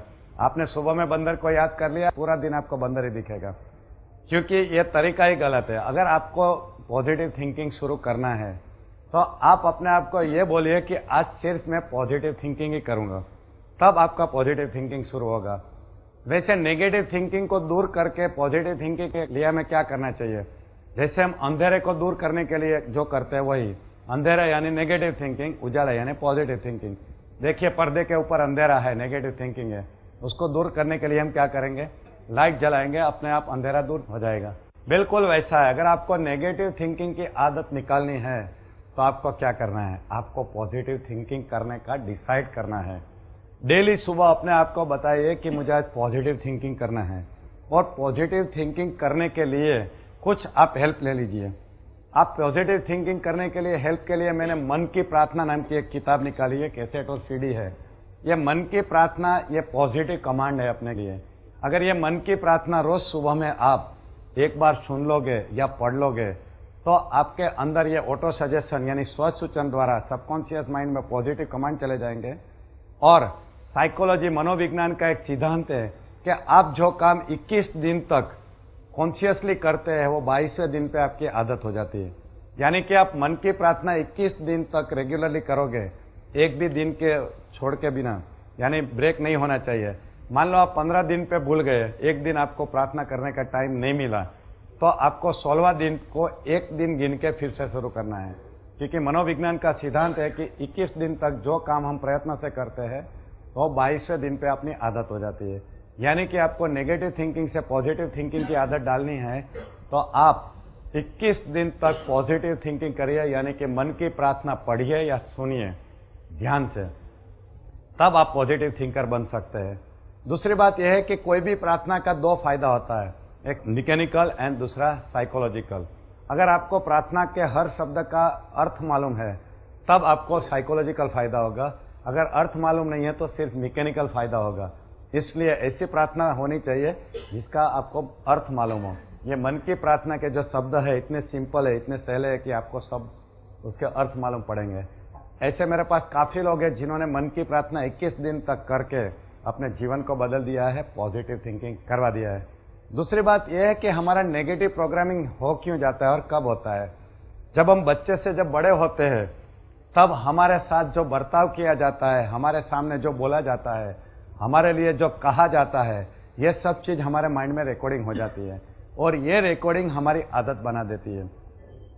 अमेरिका में एक रिसर्च हुआ था, एक सर्वे हुआ था कि जब बच्चा पैदा होता है तो 18 साल तक उनके बारे में जो कहा जाता है उसमें कितना नेगेटिव होता है, कितना पॉजिटिव होता है। उनके साथ परमानेंटली एक रिकॉर्डिंग मशीन चालू करके रख दिया गया, पैदा हुआ तब से 18 साल तक, और 18 साल के बाद जब उसको एनालाइज किया गया, पृथक्करण किया गया, तब मालूम पड़ा कि अमेरिका में एवरेज हर बच्चा 18 साल पूरा करने के पहले 36 घंटे तक कंटिन्यूस चले ऐसे नेगेटिव कमांड ग्रहण करता है, अंदर ले लेता है, चाहे वो अपने पेरेंट्स से हो, शिक्षक से हो, टीवी से हो, पड़ोसियों से हो, कहीं से भी हो।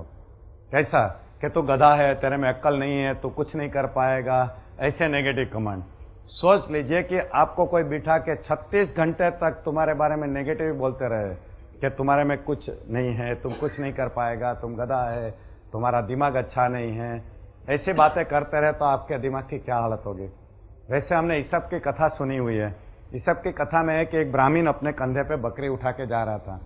उसको कुछ धूर्त लोग मिले, उनको लगा कि इनसे बकरी ले लेनी है, तो उन्होंने आइडिया किया, 4 लोगों ने मिलके एक के बाद एक दूत आके उससे आके बात करता है और उसको मना लेता है कि उसके कंधे पे जो है वो बकरी नहीं है, कुत्ता है।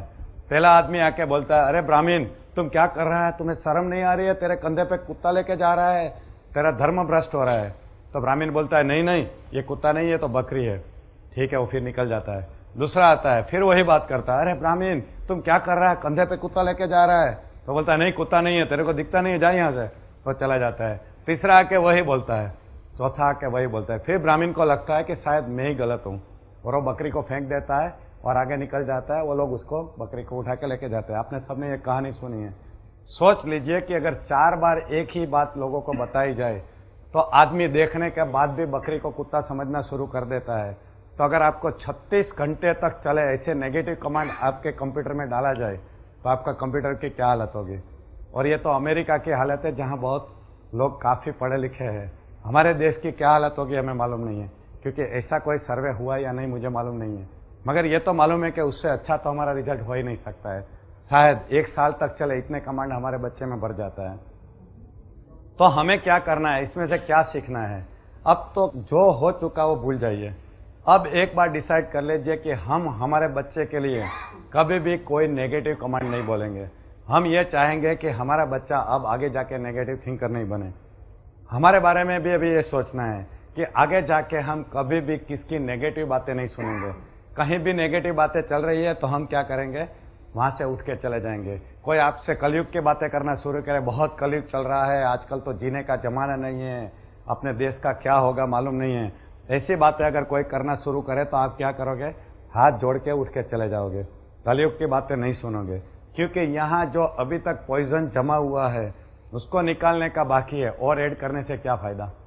पहली बात यह कि अब नेगेटिव थिंकिंग बंद कर दीजिए। दूसरी बात देखिए कि आप जो भी न्यूज देखते हैं या पढ़ते हैं न्यूज़पेपर में, वो न्यूज को एक बार एनालाइज करिए, उसमें कितने न्यूज नेगेटिव रहते हैं, कितने पॉजिटिव रहते हैं। आपने कभी एनालाइज किया है, सुबह उठ के पेपर पढ़ते पढ़ते कौन से न्यूज ज्यादा रहते हैं, नेगेटिव। कितने, 90%।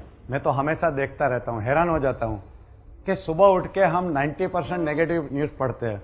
हम सुबह ब्रेकफास्ट टेबल पे बैठते हैं, बादाम पिस्ता वाला दूध पीते हैं, अच्छा सा खाना खाता है क्योंकि हमारा शरीर की हमें फिक्र है, इसकी फिक्र नहीं करते। हम बादाम पिस्ता वाला दूध पी के हमारे बॉडी को टॉनिक देते हैं, मगर यहाँ पे हम पेपर पढ़ते पढ़ते या न्यूज की चैनल देखते देखते यहाँ पे हम पॉइजन डाल रहे हैं, पूरे नेगेटिव न्यूज। बलात्कार, बैंक उठ गई, लूट हो गई, अकस्मात हो गया, इसने इसको तर छोड़ दिया, ये सब चीजें ही हम पढ़ते रहते हैं। हमारा ये कंप्यूटर, सुपर कंप्यूटर जो मन नाम का कंप्यूटर है, ये एक आधुनिक कंप्यूटर है और कंप्यूटर का सिद्धांत है गार्बेज इन गार्बेज आउट। हमने अभी तक कितना गार्बेज यहाँ पे डाला है जो हमारे यहाँ से बाहर आता है। मेहरबानी करके अब ये गार्बेज डालना बंद कर दीजिए, कचरा डालना बंद कर दीजिए। अंदर जो कचरा पड़ा हुआ है उसको निकाले। कैसे निकाला जाए, पॉजिटिव थिंकिंग का डोज ऐड करते जाइए, धीरे धीरे फ्लश आउट हो जाएगा, वो निकल जाएगा जो अंदर नेगेटिव थिंकिंग पड़ा है। एक ही तरीका है कि आप इसको बदल सकते हैं। मगर हकारात्मक सोच करने से क्या फायदा होता है। मनोविज्ञान का एक सिद्धांत है कि आपकी जो बाहर की दुनिया है वो अंदर की दुनिया का प्रतिबिंब है। अंदर की हमारी दुनिया यानी हमारी सोच, यानी कि थिंकिंग एंड बिलीफ। अगर हमारा थिंकिंग पॉजिटिव रहेगा तो हमारी बाहर की दुनिया में जो हमें अनुभव होंगे वो पॉजिटिव होंगे। अगर अंदर नेगेटिव है तो हमें बाहर की दुनिया का अनुभव नेगेटिव होगा। जिसको हम कलयुग बोलते हैं, वही कलयुग में मैं जीता हूं, मगर मेरे साथ कोई भी कलयुग का अनुभव नहीं हुआ। किसी ने मेरा जेब नहीं काटा, किसी ने मुझे छुरी नहीं मारी, मेरे घर में चोरी नहीं हुई, मेरा एक्सीडेंट नहीं हुआ। जो हम कलयुग की बातें करते हैं, मुझे क्यों एक्सपीरियंस नहीं हुआ, क्योंकि मेरे यहां पे कलयुग नहीं है। अगर हम यहाँ कलयुग रखेंगे तभी कलयुग के अनुभव हमें होंगे, क्योंकि एक मेंटल लॉ है, एक कॉस्मिक लॉ है कि हमारे विचार वही परिस्थिति को हमारे तरफ खींचता है। आपको आपकी बाहर की दुनिया बदलनी है तो आप एक काम करिए, अंदर की दुनिया बदल दीजिए। आपकी जो सोच है उसको सकारात्मक बनाइए, पॉजिटिव थिंकर बनिए, आपकी बाहर की दुनिया बदल जाएगी। हम जो तर्क करते हैं, लॉजिक, यानी हमारे मन में सवाल उठता है, व्हाट, व्हाई, व्हेन, हाउ, ये सवाल हमारे जागृत मन से उठता है। हम जो पृथक्करण करते हैं, विश्लेषण करते हैं, ये हमारे जागृत मन से होता है। हम जो अर्थघटन करते हैं, इंटरप्रिटेशन करते हैं पृथक्करण होने के बाद, ये भी हम जागृत मन से करते हैं। बुद्धि का अंक यानी कि IQ, इंटेलिजेंट क्वोशंट, ये बुद्धि हमारे कॉन्शियस माइंड में रहती है, जिससे नापने के लिए हम जो इस्तेमाल करते हैं उसको हम IQ बोलते हैं, इंटेलिजेंट क्वोशंट। कुछ लोग ऐसा मानते हैं कि जिसका IQ ऊंचा रहा वो हमेशा जीवन में सुखी होता है, सफल होता है। सही बात है? नहीं। IQ का रोल हमारे जीवन की सफलता के लिए और सुख के लिए कितना है? Only 10 to 20%। फिर ज्यादा जरूरी क्या है? EQ and SQ। EQ यानी इमोशनल क्वोशंट, SQ यानी स्पिरिचुअल क्वोशंट। ये जो दोनों है EQ एंड SQ, वो हमारे अर्ध जागृत मन के पास है। जागृत मन के पास सिर्फ IQ है। और देख लीजिए कि हमारे स्कूल में जो हम ट्रेनिंग लेते हैं, स्कूल और कॉलेज में, बचपन से बड़े होते रहते हैं, तब तक हमें जो ट्रेनिंग दी जाती है वो किस चीज की ट्रेनिंग है? सिर्फ IQ बढ़ाने की ट्रेनिंग। बहुत कम स्कूल ऐसी है जहां पे EQ और SQ बढ़ाने के बारे में कोई सिलेबस है, कोई ट्रेनिंग प्रोग्राम है। हम कहीं नौकरी के लिए जाते हैं तो हमारा क्या चेक किया जाता है? हमारा IQ चेक किया जाता है, EQ और SQ चेक नहीं किया जाता। इसीलिए कभी ऐसा होता है कि हाईली इंटेलिजेंट आदमी हमारे ऑर्गेनाइजेशन में आता है, मगर उनका EQ या SQ कम होने से ऑर्गेनाइजेशन को नुकसान करता है। हम अगर हमारी पर्सनालिटी अच्छी करनी है, डेवलप करनी है, तो ये दो टाइप की पर्सनालिटी है, बाहर की पर्सनालिटी, अंदरूनी personality, inner personality, outer personality. Computer की भाषा में बोले तो hardware personality and software personality. तो ये अंदर की पर्सनालिटी यानी कि सॉफ्टवेयर पर्सनालिटी यानी क्या? IQ, EQ, SQ। जब हम हमारे विकास के बारे में सोचे, हमारा व्यक्तित्व विकास करें, तब हमें यह देखना है कि हमें हमारा फिजिकल पर्सनालिटी सुधारना है और अंदर की पर्सनालिटी यानी IQ, SQ और EQ तीनों सुधारना है। हमारे सामने जो अपॉर्चुनिटीज आती है, मौके आते हैं, उसको पहचान लेना और उसको पकड़ना, ये काम हम जागृत मन से करते हैं। आज आपके सामने एक अपॉर्चुनिटी आई ये प्रोग्राम में आने की और उसके बारे में सीखने की, आपने उसको पहचाना और यहाँ आके आपने प्रोग्राम अटेंड किया। ये दोनों काम आपने जागृत मन से किया है। जजमेंट पावर, क्या सही है और क्या गलत है, ये जो पहचानने की हमारी जो पावर है, ये हमारे कॉन्शियस माइंड के पास है। हम जो निर्णय करते हैं, डिसीजन लेते हैं, वो भी हम जागृत मन से करते हैं। आपको मालूम है कि आप जो भी डिसीजन लेते हैं वो जागृत मन से दिन को लेते हैं, रात को कोई नहीं लेता है, क्योंकि रात को जागृत मन काम नहीं करता है। और हमारे हर डिसीजन हमारे भविष्य को बनाता है। एक बार हमने कुछ काम करने का निर्णय किया, फिर उसके बाद हम उसका अमल करते हैं, एक्शन लेते हैं। ये एक्शन लेने का काम हम जागृत मन से करते हैं। हम जो पसंद करते हैं, सिलेक्शन करते हैं, क्या खाना, क्या पहनना, कौन सी गाड़ी खरीदना, ये हम जागृत मन से करते हैं। हमारे अंदर इच्छा उत्पन्न होती है, ये इच्छा हमारे जागृत मन से होती है। आपको मालूम है, सुबह उठते हैं तो इच्छाएं शुरू हो जाती है, रात को जब सो जाते हैं इच्छाएं पूरी हो जाती है। इसका मतलब ये जागृत मन से उत्पन्न होती है। अब सबसे अगत्य का काम हमें जो करना है, जो जागृत मन की जिम्मेदारी है, जो हम नहीं करते हैं या जानते नहीं है, वो ये है, हमें जागृत मन से अर्ध जागृत मन के दरवाजे पर खड़ा रह के पहरेदारी करनी है, चौकीदारी करनी है। ऐसा क्यों? क्योंकि अर्ध जागृत मन बहुत ही पावरफुल मन है, मगर उसकी कुछ विचित्रता है, उसकी कुछ ऐसी खासियतें हैं जिसकी वजह से अगर उसकी चौकीदारी नहीं की तो ऐसा हो सकता है कि हमारे जीवन में बहुत सारी समस्या पैदा हो जाए। ऐसी कौन सी विचित्रता है जिनकी वजह से हमें ये चौकीदारी करनी पड़ती है? उसकी पहली विचित्रता यह है कि नकारात्मक आदेश का अमल वो तुरंत ही कर देता है, उसको नेगेटिव कमांड पे काम करना अच्छा लगता है। उसकी दूसरी खासियत ये है कि वो मजाक नहीं समझता है। उसको आप मजाक में भी कुछ नेगेटिव बोलोगे तो मजाक नहीं समझेगा, उसको हकीकत समझ के जीवन में प्रॉब्लम कर देगा। तीसरी खास बात यह है कि सिर्फ आपका नहीं, दूसरे का कमांड भी ले लेता है। इसीलिए हमें यह भी देखना है कि हमारी तरफ से कोई नेगेटिव कमेंट उनके पास नहीं चला जाए, और दूसरे के अगर कोई नेगेटिव कमेंट हमारे पास आ रहे हैं तो उसको भी हम रोक ले। चौकीदारी का काम हमें दो तरीके से करना है, एक तो हमारे नेगेटिव कमेंट को हमें रोकना है और दूसरे के कमेंट को भी हमें रोकना है। और ये क्यों रोकना है? क्योंकि खास बात यह है कि एक बार नेगेटिव कमेंट अर्ध जागृत मन के पास चला गया, फिर आप उसको वापस नहीं ले सकते। अर्जुन के तीर जैसा है, एक बार छूट गया, उसको आप वापस नहीं ले सकते। इसीलिए जरूरी है कि हमें नेगेटिव कमेंट को अपने तरफ रोकना है। ये चार बातें ऐसी है जो हमें मजबूर करती है कि हम अर्ध जागृत मन के ऊपर चौकीदारी करें, पहरेदारी करें। क्योंकि अगर ये काम में हम फेल हो गए तो हमारे जीवन में बहुत सारे प्रॉब्लम हो सकते हैं, क्योंकि अर्ध जागृत मन एक विचित्र मन है। वैसे फिल्मों में से बहुत काफी बातें सीखने को मिलती है। आप लोग हिंदी फिल्में देखते हैं, नहीं देखते? फिल्में दो तरीके से देखी जाती है, दिल से और दिमाग से। आप में से ऐसे कितने लोग हैं जो दिमाग से फिल्में देखते हैं? कोई नहीं। हिंदी फिल्मों में दिमाग की जरूरत नहीं रहती है क्या? नहीं, ऐसी बात नहीं है। हिंदी फिल्मों में भी अगर दिमाग इस्तेमाल किया तो काफी चीजें सीखने को मिलती है। एक ऐसी फिल्म मैंने देखी थी जिसमें ये एग्जाम्पल बहुत अच्छी तरह से आया हुआ था, और ये फिल्म का नाम है हम दिल दे चुके सनम। आप में से कितने लोगों ने देखी है फिल्म? गुड, सभी ने देखी है। देखिए, ये फिल्म के अंदर ये बेहतरीन एग्जाम्पल दिया गया है। ये फिल्म की स्टोरी क्या है? ऐश्वर्या राय सलमान खान को प्यार करती है, सलमान खान से शादी करना चाहती है, मगर होता क्या है कि सडनली ऐसा एक एनवायरनमेंट बन जाता है कि उसको अजय देवगन से शादी करनी पड़ती है। फिर अजय देवगन से प्यार करना पड़ता है और सलमान खान को बाय बाय बोलना पड़ता है। यही स्टोरी है। ऐश्वर्या राय जो सलमान खान को सिंसियरली प्यार करती थी, सलमान खान के साथ शादी करना चाहती थी और घर बसाना चाहती थी, मगर उसकी लाइफ में ऐसा चेंज क्यों आया, यू टर्न क्यों आया कि उसको अजय देवगन के साथ शादी करनी पड़ी, अजय देवगन के साथ जीवन बिताना पड़ा? ऐसा क्यों हुआ? इसमें सबकॉन्शियस माइंड का सिद्धांत है। ऐश्वर्या राय गलती से एक नेगेटिव कमेंट बोल देती है, और ये नेगेटिव कमेंट जैसे ही खत्म होता है और स्टोरी में यूटर्न आना शुरू हो जाता है। आपको याद है ये कौन सा डायलॉग था जिसने ये पूरा यूटर्न दे दिया? Yes sir. तुम देखते रहोगे, कोई मेरी जिंदगी में आएगा और मुझे ले जाएगा। वेरी गुड, यानी कि आपने ये पिक्चर दिमाग से देखा है। Very good, wonderful. देखिए, हिंदी पिक्चर दिमाग से देखने से क्या फायदा होता है। ऐश्वर्या राय का जब सलमान खान के साथ झगड़ा होता है तब गुस्से में बोल देती है, कल शादी में जा रही हूं, बहुत सारे मेहमान आ रहे हैं, कोई तो होगा जो मुझे अपने प्यार के काबिल समझेगा और मुझसे ब्याह करके लेके जाएगा। तुम कुछ नहीं कर पाओगे, देखते रह जाओगे। ये डायलॉग जैसे ही खत्म होता है, लिम्बुड़ा का गाना शुरू होता है, अजय देवगन की एंट्री होती है और ऐश्वर्या के जीवन में पूरा यू टर्न आना शुरू हो जाता है। फिर ऐश्वर्या राय कितनी मेहनत करती है, उसका सलमान खान मिलता नहीं है। समीर, जश्न शुरू होने वाला है, मजा मत खराब करो। ठीक है, बोलो अपनी दिल की बात, मैं सुनूंगी। क्या कहना चाहते थे तुम?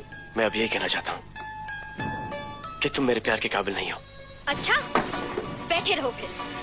शादी में बहुत सारे लोग आए हुए हैं, कोई तो होगा जो मुझे प्यार के काबिल समझेगा। और आज अगर उसने मेरा हाथ बाबा से मांग लिया ना, तो फिर तुम देखते रहना खट्टे नींबूड़े।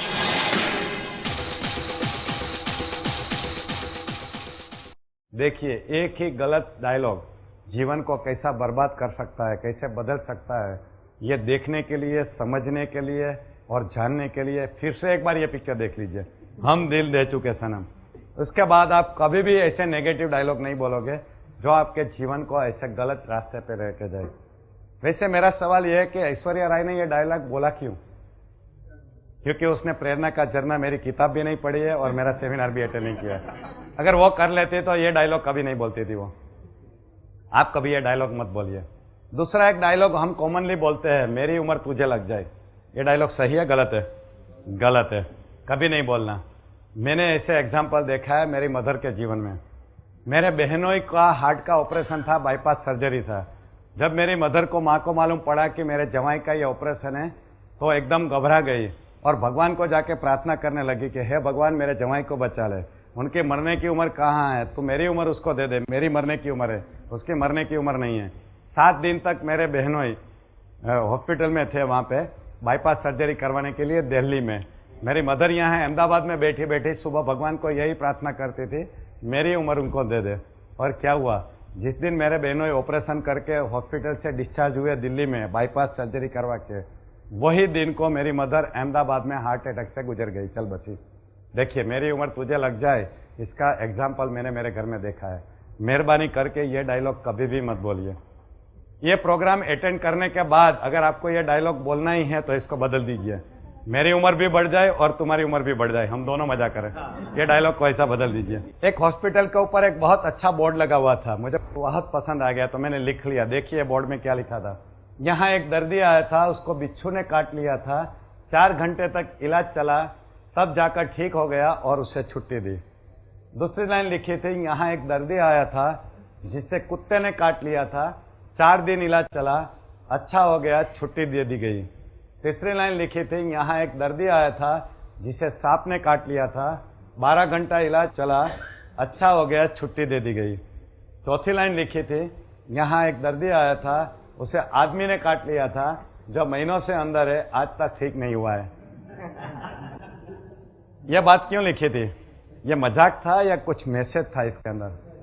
बहुत अच्छा मैसेज था। और ये क्या मैसेज था कि अगर आपको बिच्छू ने काटा, सांप ने काटा, कुत्ते ने काटा तो डरिए मत, डॉक्टर के पास इलाज है। मगर अगर आदमी ने काट लिया तो डरने वाली बात है, क्योंकि आदमी जितना जहरीला इंसान इस दुनिया में है ही नहीं। ये इसका मैसेज था। एनीवे, मेरा सवाल यह है कि इंसान इंसान को काटता है क्या? आदमी आदमी को काटता है? हाँ या ना? यस और नो? नो? अच्छा, कितने लोग मानते हैं काटता है? यस कितने बोलते हैं? गुड। कैसे काटते हैं? कैसे काटता है? आदमी आदमी को कैसे काटता है? देखिए, आजकल कुत्ते भी सोचते हैं कि हमारा काम ये आदमी ने कैसे संभाल लिया, ये तो हमारा काम था काटने का। अच्छा, कैसे काटता है? मन पे कैसे घाव करता है? बुरा बोल के। Very good. हाँ, हम जो काटते हैं वो दांत से नहीं, हमारी जबान से काटते हैं, हमारे शब्द से काटते हैं। देखिए कैसी जबान हम यूज करते हैं। तुझ में तो जरा से भी अक्ल नहीं है, यह बात तेरी समझ में नहीं आएगी। मेरे तो भाग्य ही फूटे हैं जो तुम्हारे साथ पाला पड़ा।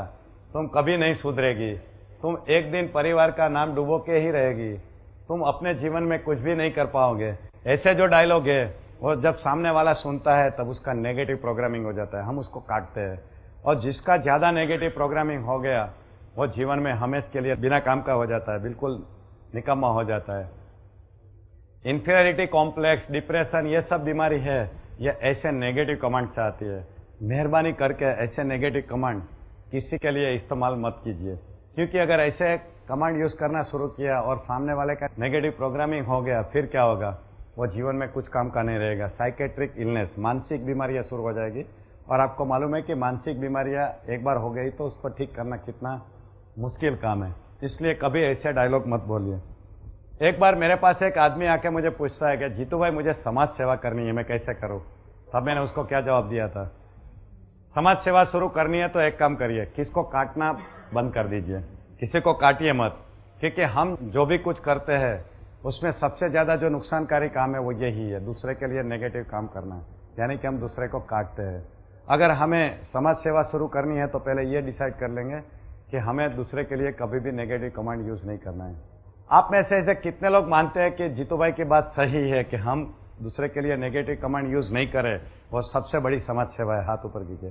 गुड। फिर एक हम काम करते हैं, हम खड़े होकर एक शपथ लेते हैं, एक प्रतिज्ञा करते हैं, जो हमारे जीवन में बहुत जरूरी प्रतिज्ञा है। आप सब अपनी जगह पे खड़े हो जाओगे और मैं आपसे प्रतिज्ञा करवाता हूं, हाथ ऐसा करके।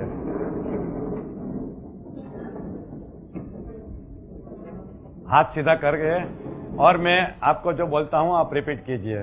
मैं आज के बाद कभी भी किसी को भी जाने या अनजाने में काटूंगा नहीं। Thank you. बैठ जाइए। आपने बहुत बड़ी प्रतिज्ञा कर ली। मेहरबानी करके इस प्रतिज्ञा को पालिए। जीवन की सबसे बड़ी प्रतिज्ञा है समाज सेवा शुरू करने के लिए। किसी के लिए भी कभी भी कोई नेगेटिव कमांड यूज नहीं करना है। मगर आपको यह नहीं लगता कि प्रतिज्ञा आपने बहुत कम लोगों ने ली है, मगर इस शहर में तो बहुत सारे लोग हैं जिनको इसके बारे में कुछ ज्ञान नहीं है। वो लोग जिनको ये ज्ञान नहीं है वो तो अपनी आदत से आपको काटते रहेंगे और आपको नुकसान करते रहेंगे। तो आपको अपने आप को ये काटने से कैसे बचाना है या इसके जहर से कैसे बचाना है, ये आपको नहीं लगता है कि आपको जान लेना चाहिए? जानना चाहिए या नहीं? ठीक है, मैं आपको ये बताता हूं कि अगर और लोग हमें काटे तो हमें अपने आप को कैसे बचाना है। देखिए, मैं डॉक्टर हूं, तो डॉक्टर बीमारी से बचाने के लिए क्या करते हैं? या टीका देते हैं, वैक्सीन देते हैं, या फर्स्ट एड यानी कि प्राथमिक सारवार देते हैं। इसके लिए भी मेरे पास दोनों है, टीका भी है और फर्स्ट एड भी है, प्राथमिक सारवार भी है। मगर देख लीजिए, ये टीका है, ये फिजिकल नहीं है, ये मानसिक है। ये शारीरिक नहीं है, मानसिक है। ये भौतिक नहीं है। जैसे टाइफाइड की रसी रहती है लिक्विड में, ऐसा लिक्विड नहीं है, क्योंकि ये काटने का भी मानसिक है और बीमारी भी मानसिक होती है, इसलिए इसका टीका भी मानसिक है और इसकी प्राथमिक सारवार भी मानसिक है। अब हम पहले देखेंगे कि कौन सा टीका है जो लगाने से हमें ये दूसरे के काटने की असर नहीं होती है। मेरे पास दो टाइप के टीके, एक इंग्लिश और एक अपना देसी। कौन सा चाहिए, इंग्लिश या देसी? दोनों बोल देता हूं मैं। एक ऐसा सेंटेंस है जो दिन में सुबह में 3 बार बोलने से आपको दूसरे के काटने की इफेक्ट नहीं होगी। डेली सुबह 3 बार बोलना है। इसकी इफेक्ट, इसकी असर सिर्फ 24 घंटा रहती है, यानी कि आपको हर 24 घंटे पे रिपीट करना है। यह इंग्लिश में है, day by day in every way I am getting better and better. यह सेंटेंस आपको रोज सुबह 3 बार बोल के अपने दिन की शुरुआत करनी है। ठीक है, ये जिनको इंग्लिश अच्छी तरह मालूम है उनके लिए है। अच्छा, जिनको इंग्लिश नहीं मालूम है उनके लिए हिंदी में है, मेरी दुनिया में सब कुछ श्रेष्ठ ही है और कल्याणकारी भी। यह सेंटेंस हमें दिन में 3 बार बोलना है। इस सेंटेंस को मैं बोलता हूं मन का महामंत्र। जैसे नवकार मंत्र, गायत्री मंत्र, ओमकार मंत्र है, ऐसा जितेंद्र अढ़िया ने शुरू किया हुआ ये मंत्र है जिसका नाम है मन का महामंत्र। ये मन का महामंत्र आपको रोज सुबह में बोल के दिन की शुरुआत करनी है। आइडियली आपको सुबह में काम शुरू करने के पहले बोलना है। मगर एक बहन जी मुझे आके पूछती है कि मेरे तो घर में ही काटने वाले लोग ज्यादा है, तो मैं ये कब बोलूं? तब मैंने बोला, जब सुबह नींद खुलती है, आंखें खुलती है, तो बेड में सोते सोते ही, पथारी में सोते सोते ही पहले ये 3 सेंटेंस बोल दीजिए और फिर रूम से बाहर निकले। क्योंकि जैसे ही आप बेडरूम से बाहर निकलेंगे आपकी सास, ननद या कोई आपको काट लेगा। ऐसा एक भाई मुझे पूछता है, मगर बेड में ही कोई काटने वाला है तब ये कब बोलने का? बेचारा शादीशुदा आदमी होगा। तो मैंने बोला रात को बोल के सो जाइए, ताकि आधी रात को भी कुछ प्रॉब्लम हुआ तो आपको इफेक्ट नहीं होगी। तो आपको यह डिसाइड करना है कि आपको कब बोलना है, मगर बोलना जरूरी है। दिन में कभी भी बोल दीजिए। प्राथमिक सारवार, फर्स्ट एड। अभी प्राथमिक सारवार कब करनी पड़ती है? इमीडिएटली जब आपके ऊपर घाव होता है, जब आपके ऊपर अटैक होता है, तब करनी पड़ती है आपको, जब इमीडिएट कोई नुकसान होता है। मान लो एक दिन आप जल्दी में मंत्र बोला नहीं और घर से निकल गए, किसी ने आपको काट लिया, कोई बड़े कुत्ते ने काट लिया, तो आपको क्या करना है? आपको ये फर्स्ट एड को इस्तेमाल करना है। कैसे? जब आपको कोई नेगेटिव कमांड दे, यानी काटे कि तू गधा है, तू ये नहीं कर पाएगा, कुछ भी बोले, तो हमें क्या करना है? 2 बार कैंसल कैंसल बोलना है और 2 पॉजिटिव कमांड अपने आप को देना है। फिर से बोलता हूं, आपको 2 बार कैंसल कैंसल बोलना है और 2 पॉजिटिव कमांड अपने आप को देना है। मान लीजिए मुझे कोई बोले, डॉक्टर अढ़िया आपका दिमाग सही नहीं है, तो मैं क्या करूंगा? उसके साथ कुछ आर्ग्यूमेंट नहीं करूंगा, मैं सिर्फ 2 बार कैंसल कैंसल बोलूंगा और मेरा दिमाग बहुत सही है, बहुत सही है, ऐसा बोल दूंगा। ठीक है? यानी कि आपको कोई नेगेटिव कमांड दे तो आपको यही करना है, उसको कैंसल कैंसल के उड़ा देना है और अपने आप को 2 पॉजिटिव कमांड दे देने हैं। समझ लिया सबने? करोगे? सामने वाले के साथ आर्ग्यूमेंट नहीं करना है और मन में ही बोलना है, जोर से नहीं बोलना है। ठीक है? ये हुआ है हमारे जागृत मन की शक्तियां। मगर ये सब शक्तियां के बारे में तो हम जानते थे, काफी शक्तियां हम इस्तेमाल भी करते थे, मगर जिसके बारे में हम बिल्कुल नहीं जानते थे वो है हमारे अर्ध जागृत मन की शक्तियां।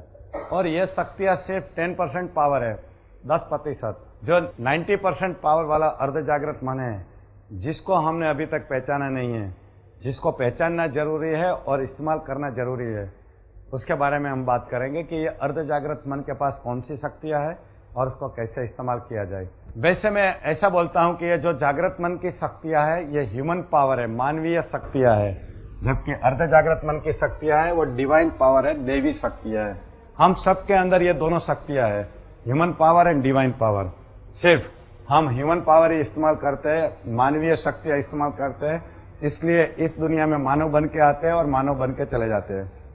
मगर अगर हम हमारी देवी शक्तियों को पहचाने, उसको कैसे इस्तेमाल करना ये सीखे और हम उसका इस्तेमाल करें हमारे लिए, समाज के लिए, तब हम मानवता से ऊपर उठ सकते हैं।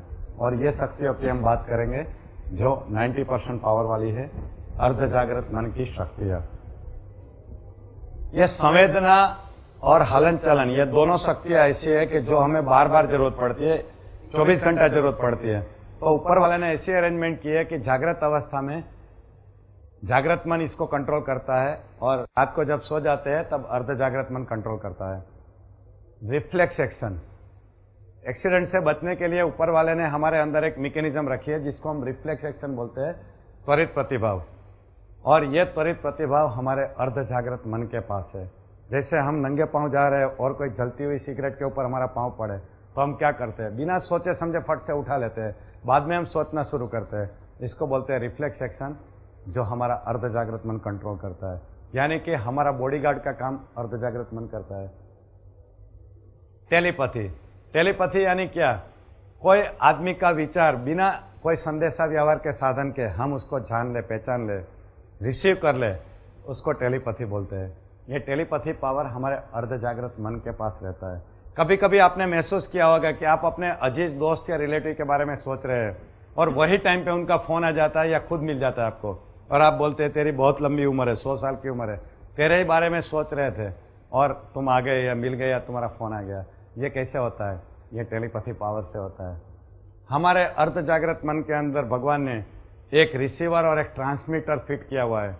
ये रिसीवर है जो बाहर की दुनिया के विचारों को खींच के पकड़ता है और हमें वो संदेशा देता है, और जो ट्रांसमीटर है वो हमारे विचारों को ब्रॉडकास्ट करता रहता है। इसको हम टेलीपैथी पावर बोलते हैं। ये टेलीपैथी पावर हमारे सबके पास है।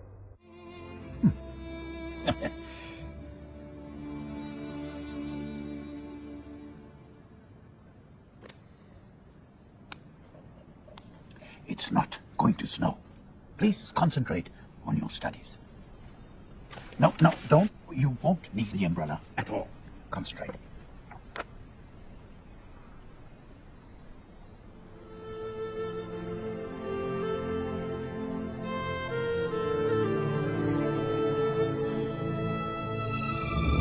Give me the umbrella. Please. Give me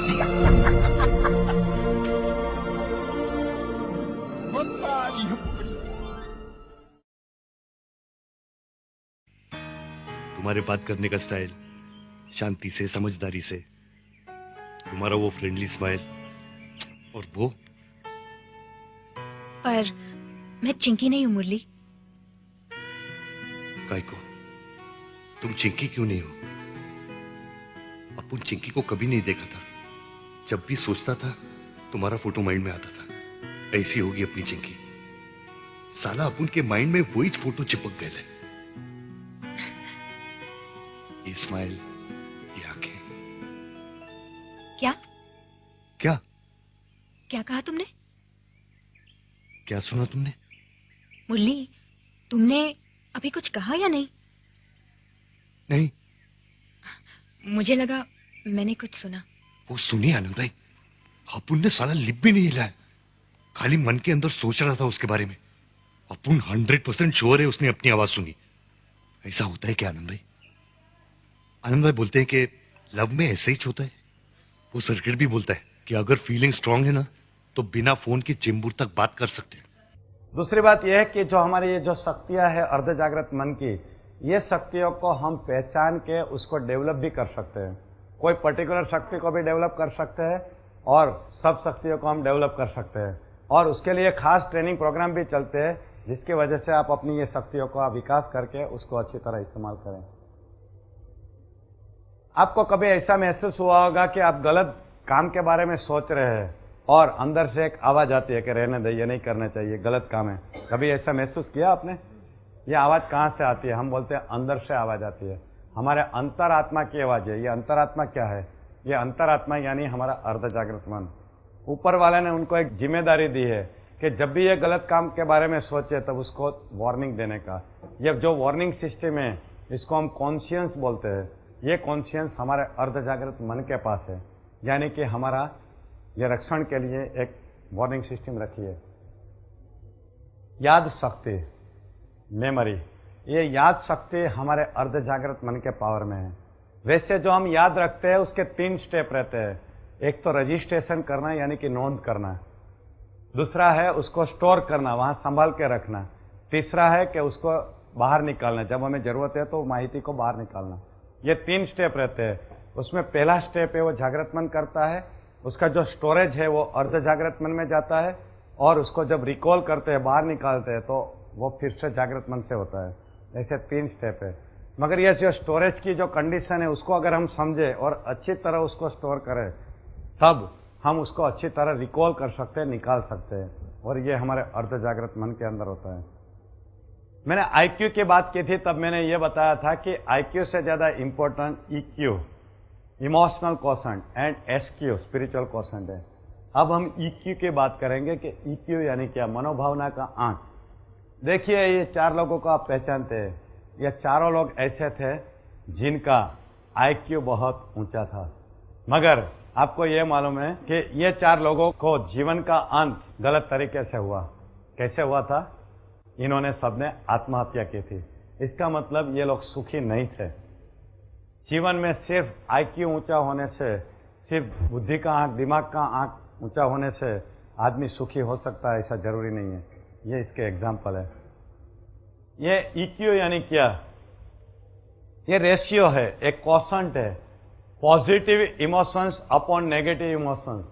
सकारात्मक मनोभाव और नीचे नकारात्मक मनोभाव, ऐसे दोनों का जब रेशियो रहता है उसको हम ईक्यू बोलते हैं। इसको हम अगर अच्छी तरह देसी भाषा में बताएं तो रुचेगा, अनुकूल होगा और पसंद आएगा। ये 3 चीजें हमारे जीवन में होना बहुत जरूरी है। इसको हम ईक्यू बोलते हैं।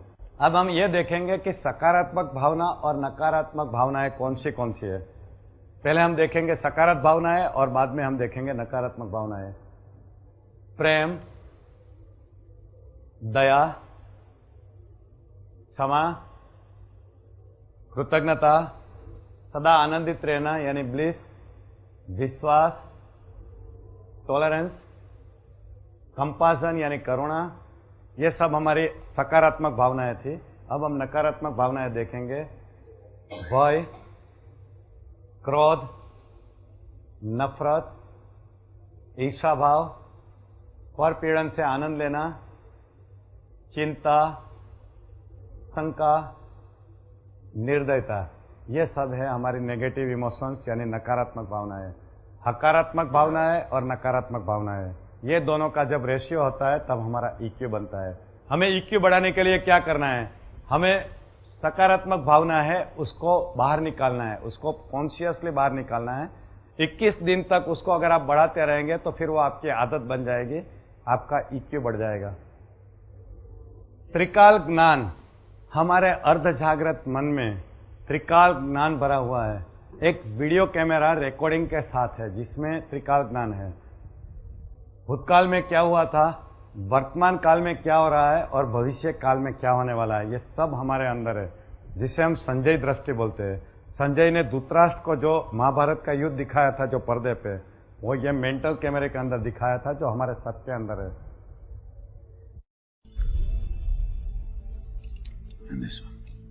कुछ नहीं, इंशाअल्लाह बताया था ना तुमने।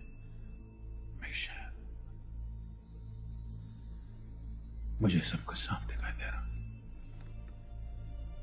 एक सुनहरी सुबह,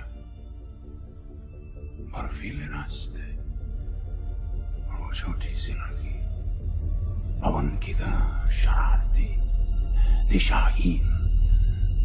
मैं उसे शब्द के पंख दूंगा मिसना। नोस्ट्राडामस ने जो फोरकास्ट किया था, जो भविष्यवाणी किया था, ये कैमरे में देख के उन्होंने किया था। ये कैमरा हमारे सबके अंदर है। अमेरिका में जो CIA करके जासूसी संस्था है उसमें ये कैमरा का प्रैक्टिकल यूज होता है, यानी कि हम ये कैमरा का इस्तेमाल करके पूरे ब्रह्मांड को देख सकते हैं। हमारे जो साधु संत थे उनके पास ये कैमरा की टेक्निक थी। आजकल ये टेक्निक को इस्तेमाल करने के ट्रेनिंग प्रोग्राम भी हो रहे हैं। विजडम, जिसको हम प्रज्ञा भी बोलते हैं, सयानापन भी बोलते हैं। विजडम यानी क्या? सही समय पे सही निर्णय लेने की हमारी जो पावर है उसको हम विजडम पावर बोलते हैं। कभी कभी क्या होता है कि हम अपना खुद का डिसीजन नहीं ले सकते, निर्णय नहीं ले सकते, तो हम दूसरे की सलाह के लिए जाते हैं कि हमें क्या करना है। मेहरबानी करके एक बात समझ लीजिए कि ये पावर आपके अंदर है, विजडम पावर। सिर्फ आपको अंदर जाने का सीखना है। आपने बाहर की मुसाफिरी बहुत की है, अब एक नई मुसाफरी की शुरुआत कीजिए, अपने अंदर की मुसाफरी। एक बार आप सीख लोगे आपको अंदर कैसे जाना है और अंदर से कैसे ये सब निकालना है, आपको बाहर कहीं भी कुछ भी काम के लिए जाने की जरूरत नहीं पड़ेगी। मुझे आजकल जो भी डिसीजन लेना होता है, निर्णय करना पड़ता है, उसके लिए मैं बाहर किसकी सलाह के लिए नहीं जाता हूं। मैं मेरे खुद के अंदर जाता हूं, मेरे अंदर जो विजडम पावर पड़ा है उसको मैं इस्तेमाल करता हूं और मेरे पिछले 5 सालों में जो भी निर्णय हुए वो मेरे फायदे के ही हुए। आप भी एक बार सीख लोगे, बाद में आपके जीवन में भी ऐसे निर्णय होंगे जो आपके जीवन को आगे बढ़ाएगा। प्लानिंग करना यानी आयोजन बनाना। हम लोग प्लानिंग करते हैं, जो वो प्लानिंग हम जागृत मन से करते हैं। और आपको मालूम है कि कभी कभी आपने प्लानिंग किया फिर भी निष्फल हो जाते हैं, नहीं हो जाते हैं। और तब हम एक कहावत को याद करते हैं, man purposes and woman dispossess, God disposes. अच्छा, ऐसा क्यों होता है? मैन प्रपोज करता है और गॉड क्यों डिस्पोज करता है? गॉड हमारे दुश्मन है? नहीं, ऐसा नहीं है। गॉड हमारे दुश्मन नहीं है। एक्चुअली हम प्लानिंग गलत जगह से करवाते हैं। जागृत मन के पास जो प्लानिंग पावर है वो बहुत छोटा सा प्लानिंग पावर है, जिसको हम ह्यूमन प्लानिंग बोलते हैं। अर्ध जागृत मन के पास जो प्लानिंग पावर है वो डिवाइन प्लानिंग है। और एक बार आप ये डिवाइन प्लानिंग यानी देवी आयोजन करना सीख लोगे, आपके जीवन में कोई निराशा नहीं होगी, कोई फेलियर नहीं होगा। पिछले 5 सालों से मैंने मेरे जीवन में जो भी प्लानिंग किया है, मैंने ये सबकॉन्शियस माइंड से करवाया है, अर्ध जागृत मन से करवाया है, डिवाइन प्लानिंग। और मेरे जीवन में बहुत सारी प्रगति हुई है। मैं कभी भी अब जागृत मन से प्लानिंग नहीं करता हूं। और ऐसा होने लगता है कि मैं कभी सोचा भी नहीं था कि ऐसा हो सकता है। आपको भी यही सीखना है कि अर्ध जागृत मन से कैसे प्लानिंग करवाया जाए। हम जीवन में क्या करते हैं, आगे बढ़ने के लिए मौके की तलाश करते हैं कि हमें कोई ऐसा अवसर मिले, मौका मिले, ताकि हम जीवन में कुछ ऐसा निर्णय करके ऐसा काम करें जो हमें जीवन में आगे लेके जाए। मगर मैं आपको बोलता हूं, आपको वेट करने की जरूरत नहीं है, आपको तलाश करने की जरूरत नहीं है। आपको जो मौका चाहिए, जो अवसर चाहिए, आप खुद खड़े कर सकते हैं। सिर्फ आपको सीखना है इसको कैसे खड़ा किया जाए। पिछले 5 साल में मुझे जो भी अवसर चाहिए थे, मौके चाहिए थे, अपॉर्चुनिटीज चाहिए थी, मैंने खुद क्रिएट की है। मेरे अर्ध जागृत मन को मैं प्रोग्रामिंग करके मेरी अपॉर्चुनिटीज खुद क्रिएट करता हूं। मैं आपको 2-3 अच्छे एग्जांपल देता हूं जो मेरे जीवन में अभी अभी हुए हैं। मैं पिछले साल अमेरिका गया था प्रोग्राम के लिए। तब अमेरिका में मेरे कुछ दोस्तों ने बताया कि जीतू भाई, आपको अमेरिका में और फैलना है तो एक बहुत अच्छी जगह है जहां से आप अमेरिका में फैल सकते हैं। मैंने पूछा वो कौन सी जगह है? तो बोले AHOA करके एक ऑर्गेनाइजेशन है। AHOA यानी AAHOA, Asian American hotel owners association. जितने अमेरिका में होटल्स है उसमें 95% होटल्स के मालिक एशियंस है। जितने एशियंस के होटल है उसमें से 95% मालिक इंडियन है। और जितने इंडियन होटलियर्स है उसमें 95% गुजराती है। और जितने गुजराती के होटल है उसमें 95% पटेल की होटल है।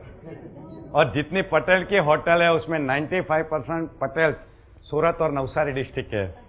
ये खास बात है। तो इनका जो ऑर्गेनाइजेशन है AHOA करके, ये AHOA ऐसा ऑर्गेनाइजेशन है जो बहुत ही पावरफुल है इकोनॉमिकली एंड पॉलिटिकली। अगर आपका उसमें एंट्री हो जाए तो आप अमेरिका में फेमस हो सकते हैं। तो मैं तो खुश हो गया, चलो ये तो बहुत इजी है। मैंने सीधा मेरे सबकॉन्शियस माइंड को कमांड दे दिया, नेक्स्ट डेस्टिनेशन AHOA। अब मैं अगली बार तभी आऊंगा जब मुझे AHOA का इन्विटेशन मिलेगा। सबकॉन्शियस माइंड को मैंने गोल दे दिया और मैं यहां पे आ गया पहला मेरा प्रोग्राम करके। ये कुछ जून महीने की बात थी, जून 2003। जनवरी महीने में प्रवासी भारतीय दिवस यहाँ पे हिंदुस्तान में मनाया गया था दिल्ली में। तब मेरे कुछ दोस्त आए थे अमेरिका से, मैं उनको मिलने के लिए दिल्ली गया था। तो दिल्ली में एक पार्टी में हम खाना खा रहे थे, तो मेरे एक दोस्त ने एक दूसरे आदमी से मेरी पहचान करवाई कि मीट मिस्टर हितेश भक्ता, प्रेसिडेंट ऑफ AHOA। तो मैं एकदम चमक गया, अरे इस आदमी को तो मैं ढूंढ रहा था, हितेश भक्ता को। मैंने उसके बारे में सुना था कि ये गुजराती है, ये आदमी है, ऐसा पावरफुल है और ये बहुत पॉजिटिव है। तो जैसे मैंने उनसे बात की, मिला, तो उन्होंने सीधा मुझे पूछा, जीतू भाई सॉरी आप अमेरिका आए थे तो मैंने आपका प्रोग्राम अटेंड नहीं कर सका, मगर मुझे आपके बारे में मालूम है कि आप बहुत अच्छा प्रोग्राम करके गए। नेक्स्ट टाइम कब आ रहे हैं? मैं बोला क्यों ऐसा पूछ रहे हैं? तो बोला मुझे इच्छा है कि आप AHOA में आके एक प्रोग्राम दीजिए। तो मैंने बोला कब AHOA में प्रोग्राम है? तो बोले अप्रैल में हमारा कॉन्फ्रेंस है और मैं आपको इन्वाइट करना चाहता हूँ। मैं बोला ठीक है, आप मुझे तारीख बता दीजिए, मैं एडजस्ट कर लेता हूँ। उन्होंने मुझे तारीख बताया, 23 अप्रैल और आप खाली रखिए, जनवरी महीने की बात है। तो मैंने वो खाली रखा, फिर उन्होंने वहाँ जाके मुझे ऑफिशियल इन्विटेशन भेजा और इस साल में 23 अप्रैल को अमेरिका में ये आहोवा में जाके प्रोग्राम दिया, जो मेरा ड्रीम प्रोग्राम था, क्योंकि अमेरिका में फैलने के लिए ये बहुत जरूरी था। और ये तो सिर्फ मैंने प्रोग्राम के बारे में विजुअलाइज किया था और मैंने अर्ध जागृत मन को बोला था, और उससे भी ज्यादा हो गया। उन्होंने अपनी डेलीगेट्स किट में रखने के लिए मेरी प्रेरणा का झरना जो इंग्लिश बुक है, स्प्रिंग ऑफ इंस्पिरेशन, वो 3000 कॉपी का उन्होंने मुझे ऑर्डर दिया। मैंने उसके लिए स्पेशल कॉपीज बनाई और यहाँ से उनको कार्गो भेजा, और जितने भी वहाँ डेलीगेट्स आए थे, होटल के मालिक जो मिलियनर है, उनकी सभी की किट में मेरी किताब रखी गई और पूरे अमेरिका के सब होटल मालिक के घर में मैं पहुंच गया। देखिए, उसके लिए प्लानिंग मेरे जागृत मन ने नहीं किया था, सिर्फ अर्ध जागृत मन ने ये जादू करके दिखाया। सिर्फ मैंने अर्ध जागृत मन को एक गोल सौंप दिया था कि मुझे अगला प्रोग्राम सिर्फ आहोवा में जाके देना है। अच्छा, दूसरा एग्जांपल बताऊं। मेरा 2002 2 अक्टूबर बंबई की ताज होटल में प्रोग्राम था, सब हीरा के मालिकों के लिए था। मेरा एक डायमंड इंडस्ट्री का एक जो बिजनेसमैन है, उनको मेरा प्रोग्राम पसंद आया, तो उन्होंने बोला कि जीतू भाई, ये डायमंड इंडस्ट्रीज के जो मालिक है उनको बड़ा पसंद आएगा, हम ऐसा करते हैं, वहां पे हम एक प्रोग्राम रखते हैं बंबई की ताज होटल में। गुरुवार का दिन था, शाम को 6 बजे प्रोग्राम था। पहली बार ऐसा हुआ कि डायमंड इंडस्ट्रीज एक ऐसे लेक्चर के लिए रेगुलर डे में बंद की गई। वहां के सब मालिक वहां ताज होटल में मेरा प्रोग्राम सुनने के लिए आए थे। ये इतने 50 साल की हिस्ट्री में कभी नहीं हुआ। डायमंड इंडस्ट्रीज की सब ऑफिस रविवार को बंद होती है, इन्होंने गुरुवार को बंद रखी थी, वो दिन गुरुवार का था, और ताज होटल में सब मिले। तो वो दिन दोपहर को मैं बंबई के शालीमार होटल में केम्स कॉर्नर पे खाना खा रहा था, लंच ले रहा था। तो मेरे टेबल के सामने के टेबल पे एक चाइनीज लड़की आके खाना खाने को बैठी, और वो चाइनीज लड़की को देख के मेरे दिमाग में एक ख्याल आया कि मेरा हांगकांग देखने का बाकी है। 10 साल पहले मैं सिंगापुर और बैंकॉक गया था, तब मेरा हांगकांग का ट्रिप, मेरी इच्छा थी, फिर भी नहीं जा सका था। तो मुझे ये चाइनीज लड़की को देख के सिर्फ हांगकांग की याद आ गई। ऐसा मेरा कोई हांगकांग जाने का इरादा नहीं था, सिर्फ थोड़ी देर के लिए मेरे दिमाग में हांगकांग आ गया। शाम को 6 बजे मेरा प्रोग्राम शुरू हुआ, और 1.5 घंटे के बाद मेरा जब पहला इंटरवल हुआ, तब एक हांगकांग का डायमंड का मालिक आके मुझे बोलता है, जीतू भाई आपका प्रोग्राम बहुत अच्छा है, मुझे हांगकांग में आपका प्रोग्राम करना है, क्योंकि वहां के जो डायमंड वाले हैं उनको भी ये पसंद आएगा। मुझे अभी बोल दीजिए कौन सी तारीख को आ रहा है, मैं आपकी इंतजाम करता हूं। और उन्होंने वहीं पे मेरी तारीख बुक कर दी। दूसरे दिन मेरे को 2 हांगकांग की टिकट भेज दी। देखिए, आज सुबह को मैं सोचता हूं हांगकांग के बारे में, और नेक्स्ट डे मॉर्निंग मेरे पास 2 हांगकांग की टिकट आ जाती है। पावर ऑफ सबकॉन्शियस माइंड का एग्जाम्पल। अच्छा, हांगकांग का जैसा ही मेरा प्रोग्राम हुआ, तो काफी लोगों को मालूम पड़ा कि मैं हांगकांग ये प्रोग्राम देने को जा रहा हूं। तो मेरा एक दूसरा दोस्त है वहां पे सूरत के अंदर, उसका फोन आ गया कि जीतू भाई, हांगकांग के आने के बाद मुझे आपका प्रोग्राम अमेरिका में करना है, आप अमेरिका का वीजा ले लीजिए और मुझे बता दीजिए, मैं आपका अमेरिका का प्रोग्राम फिक्स कर देता हूं। देखिए, हांगकांग जैसे ही खत्म हुआ, मेरा अमेरिका का प्रोग्राम फिक्स हो गया। इसके बारे में मैं क्या करता था, सिर्फ मेरे अर्ध जागृत मन को प्रोग्रामिंग करता जाता था, ऑर्डर देता जाता था, अर्ध जागृत मन प्लानिंग करता था और मेरे लिए अपॉर्चुनिटी क्रिएट करता था। ऐसे मेरे जीवन में बहुत सारे ऐसे एग्जाम्पल है जिसमें मेरे अर्ध जागृत मन ने सब कुछ किया है। ये एक बार आप समझ लोगे और आपके जीवन में जब शुरू हो जाएगा, तो आपकी लाइफ भी पूरी चेंज हो जाएगी, जैसी मेरी लाइफ हो रही है। हमारे अंदर एक मानसिक घड़ी है, मेंटल क्लॉक है, आपको सब एक्सपीरियंस है। कभी कभी रात को आप अलार्म क्लॉक में टाइम सेट करते हैं, सुबह उठना बहुत जरूरी होता है, तो क्या होता है, अलार्म बजने के पहले ही आपकी नींद खुल जाती है, 1 मिनट पहले। ऐसा हुआ है कभी? होता है। एक ऐसे होता है, हमारे अर्ध जागृत मन में एक घड़ी है जिसमें भी अलार्म सेट हो जाती है, और ये अलार्म बज के आपको उठा देती है। वैसे ही हमारे अर्ध जागृत मन में एक कैलेंडर होता है। हमारा जो ये प्लानिंग होता है, ये कैलेंडर में देख के अर्ध जागृत मन करता है। इसीलिए आपको जब भी आपका गोल डिसाइड करते हैं, तो उसके सामने समय मर्यादा रखनी है कि मैं 1 साल में ये करूंगा, 5 साल में ये करूंगा, 10 साल में वो करूंगा, ताकि अर्ध जागृत मन वो टाइम लिमिट अपने पास रख लेगा और ये कैलेंडर में देख के उसका ऐसा प्लानिंग करेगा, आपके लिए ऐसे अवसर खड़े करेगा कि आपको वही टाइम पे वो चीज मिल जाएगी। इसलिए मेहरबानी करके आपका जब गोल चार्ट बनाते हैं, तो आप उसके अंदर टाइम लिमिट डाल दीजिए। इच्छा मृत्यु, इच्छा मृत्यु किसके पास था?